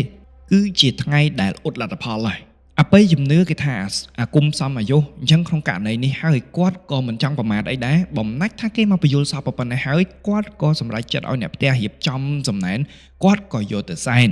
នៅយប់ថ្ងៃទី12ដោយសារតែអ្នកជំងឺទាំងឡាយនេះបានចេញទៅអស់ច្រើនហើយ នៅសល់តែប្រហែលជា4-5នាក់ទេចឹងវានៅសល់ខែតនេច្រើនគាត់គិតថាអញ្ចេះគាត់គេងអស់ម៉ាន10យប់ហើយនៅខាងក្រៅគេងរឹងរាល់យប់ក៏វាមិនស្រួលដែរចឹងបំណាច់ថាមានក្រែច្រើនហើយចឹងគាត់ក៏គិតថាមកគេងនៅក្រែនៅចិត្តម្ដាយហ្មងទៅវាមានអីទុនផងជាក្រែណាគាត់គិតបែបហ្នឹងគាត់ក៏រៀបចំម្ដាយរបស់គាត់ហើយក៏ឡើងទៅលើក្រែវាទុនវាខុសពីរឹងអញ្ចឹងធ្វើឲ្យគាត់ស្រួលមែនតើគាត់ភ្លេចធ្វើរឿងម្យ៉ាងគឺគាត់ភ្លេចសូត្របាលីការពារខ្លួននៅពេលនោះហើយនៅយប់នោះហើយដែលគេលេងគាត់ខ្លាំងជាងគេបំផុតគាត់ថាអញ្ចេះនៅយប់ហ្នឹងគាត់គេងទៅលើក្រែកំពុងតែគេងសុកស្រាប់តែគាត់ឮសំឡេងមនុស្សកំពុងតែដើរមកហៅគាត់ឮបែបហ្នឹងគាត់ផ្ទៀងតិចស្ដាប់ចង់ដឹងថាដើរមកធ្វើអីគេដើរកាន់តែគៀកគាត់ក៏បើកភ្នែកព្រឹមមើលគាត់ឃើញថាជាស្រមោលសស្ទង់ជារូបរាងមនុស្សដើរសម្ដៅមកគាត់ក៏បិទភ្នែកមកវិញគាត់ចាប់ផ្ដើមខ្លាចមិនទាន់ទាំងបាត់ខ្លាចផងនេះអាប់សំលេងមួយនឹងកាន់តែដើរគៀកមកគាត់នេះហើយគាត់បិទភ្នែកទាំងញ័រខ្លួននេះស្រមោលសមួយនឹងធាក់ក្រែរបស់គាត់មួយជើងមួយទំហឹងតែម្ដងធាក់មួយទំហឹងមនុស្ស60គីឡូនៅលើក្រែ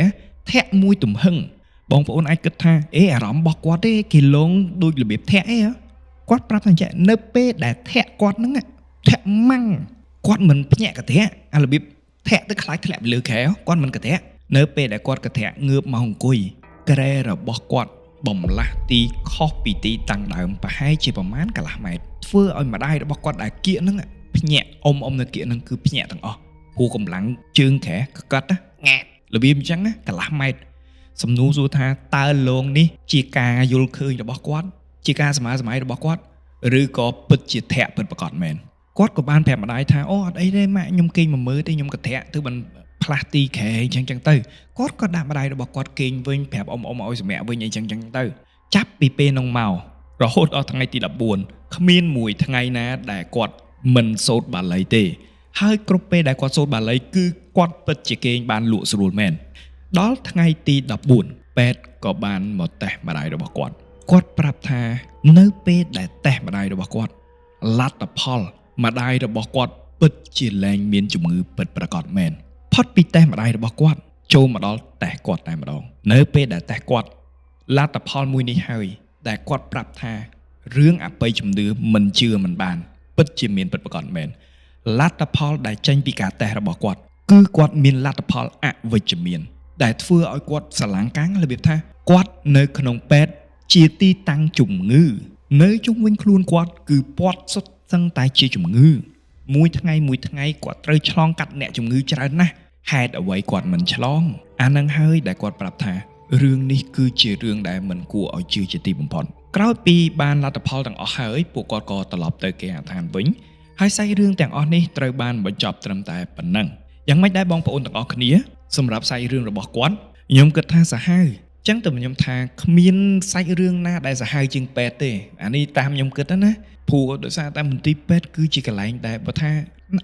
អញ្ចេះទៅណាមួយយើងបានមើលរឿងច្រើនដែរតែទៅមួយមន្ទីរពេទ្យអញ្ចឹងវាផ្ដល់អារម្មណ៍ដល់សម្រាប់ខ្ញុំសម្រាប់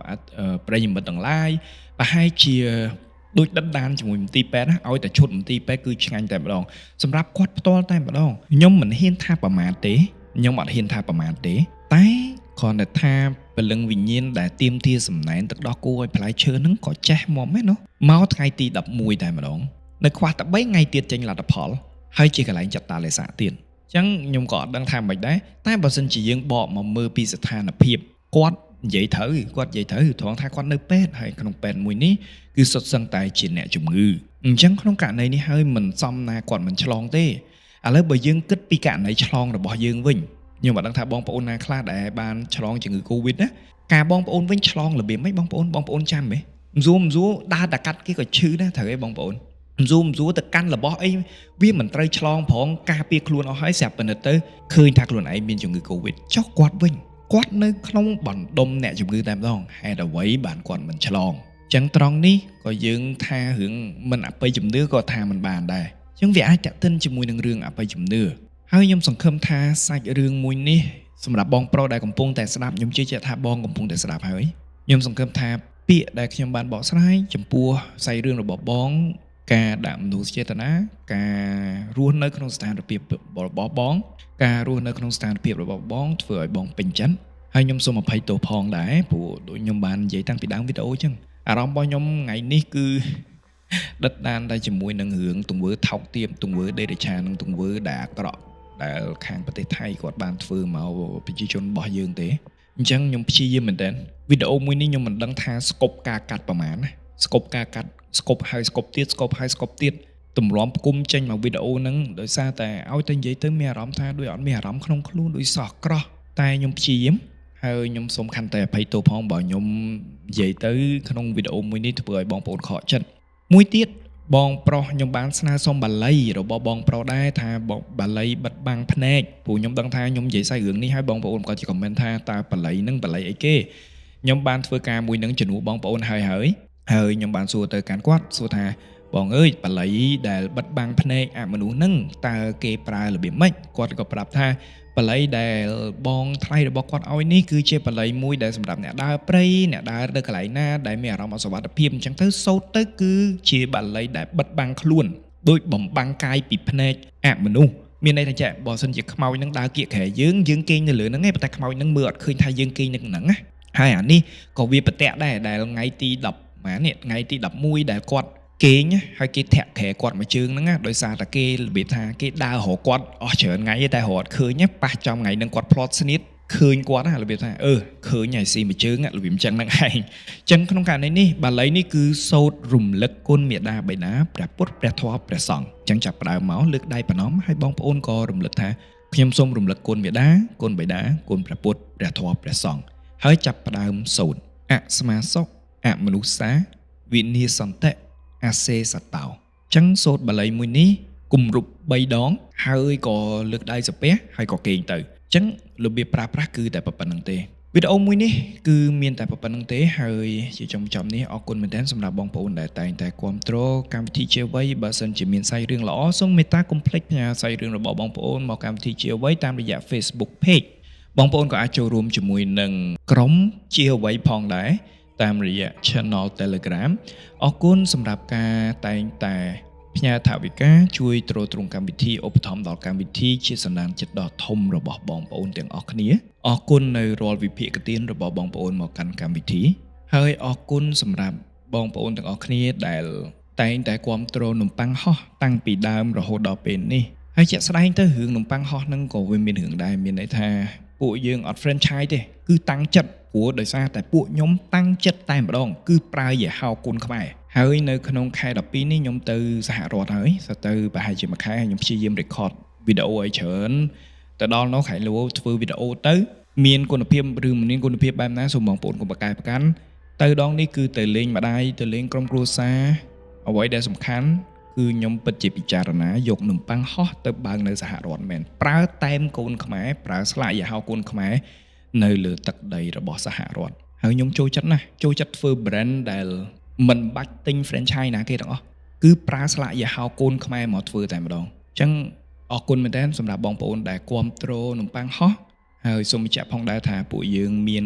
ចេញ catering ហើយចេញបម្រើជូនតាមរោងការរោងអាពាហ៍ពិពាហ៍រោងបុណ្យអីបើសិនជាបងប្អូន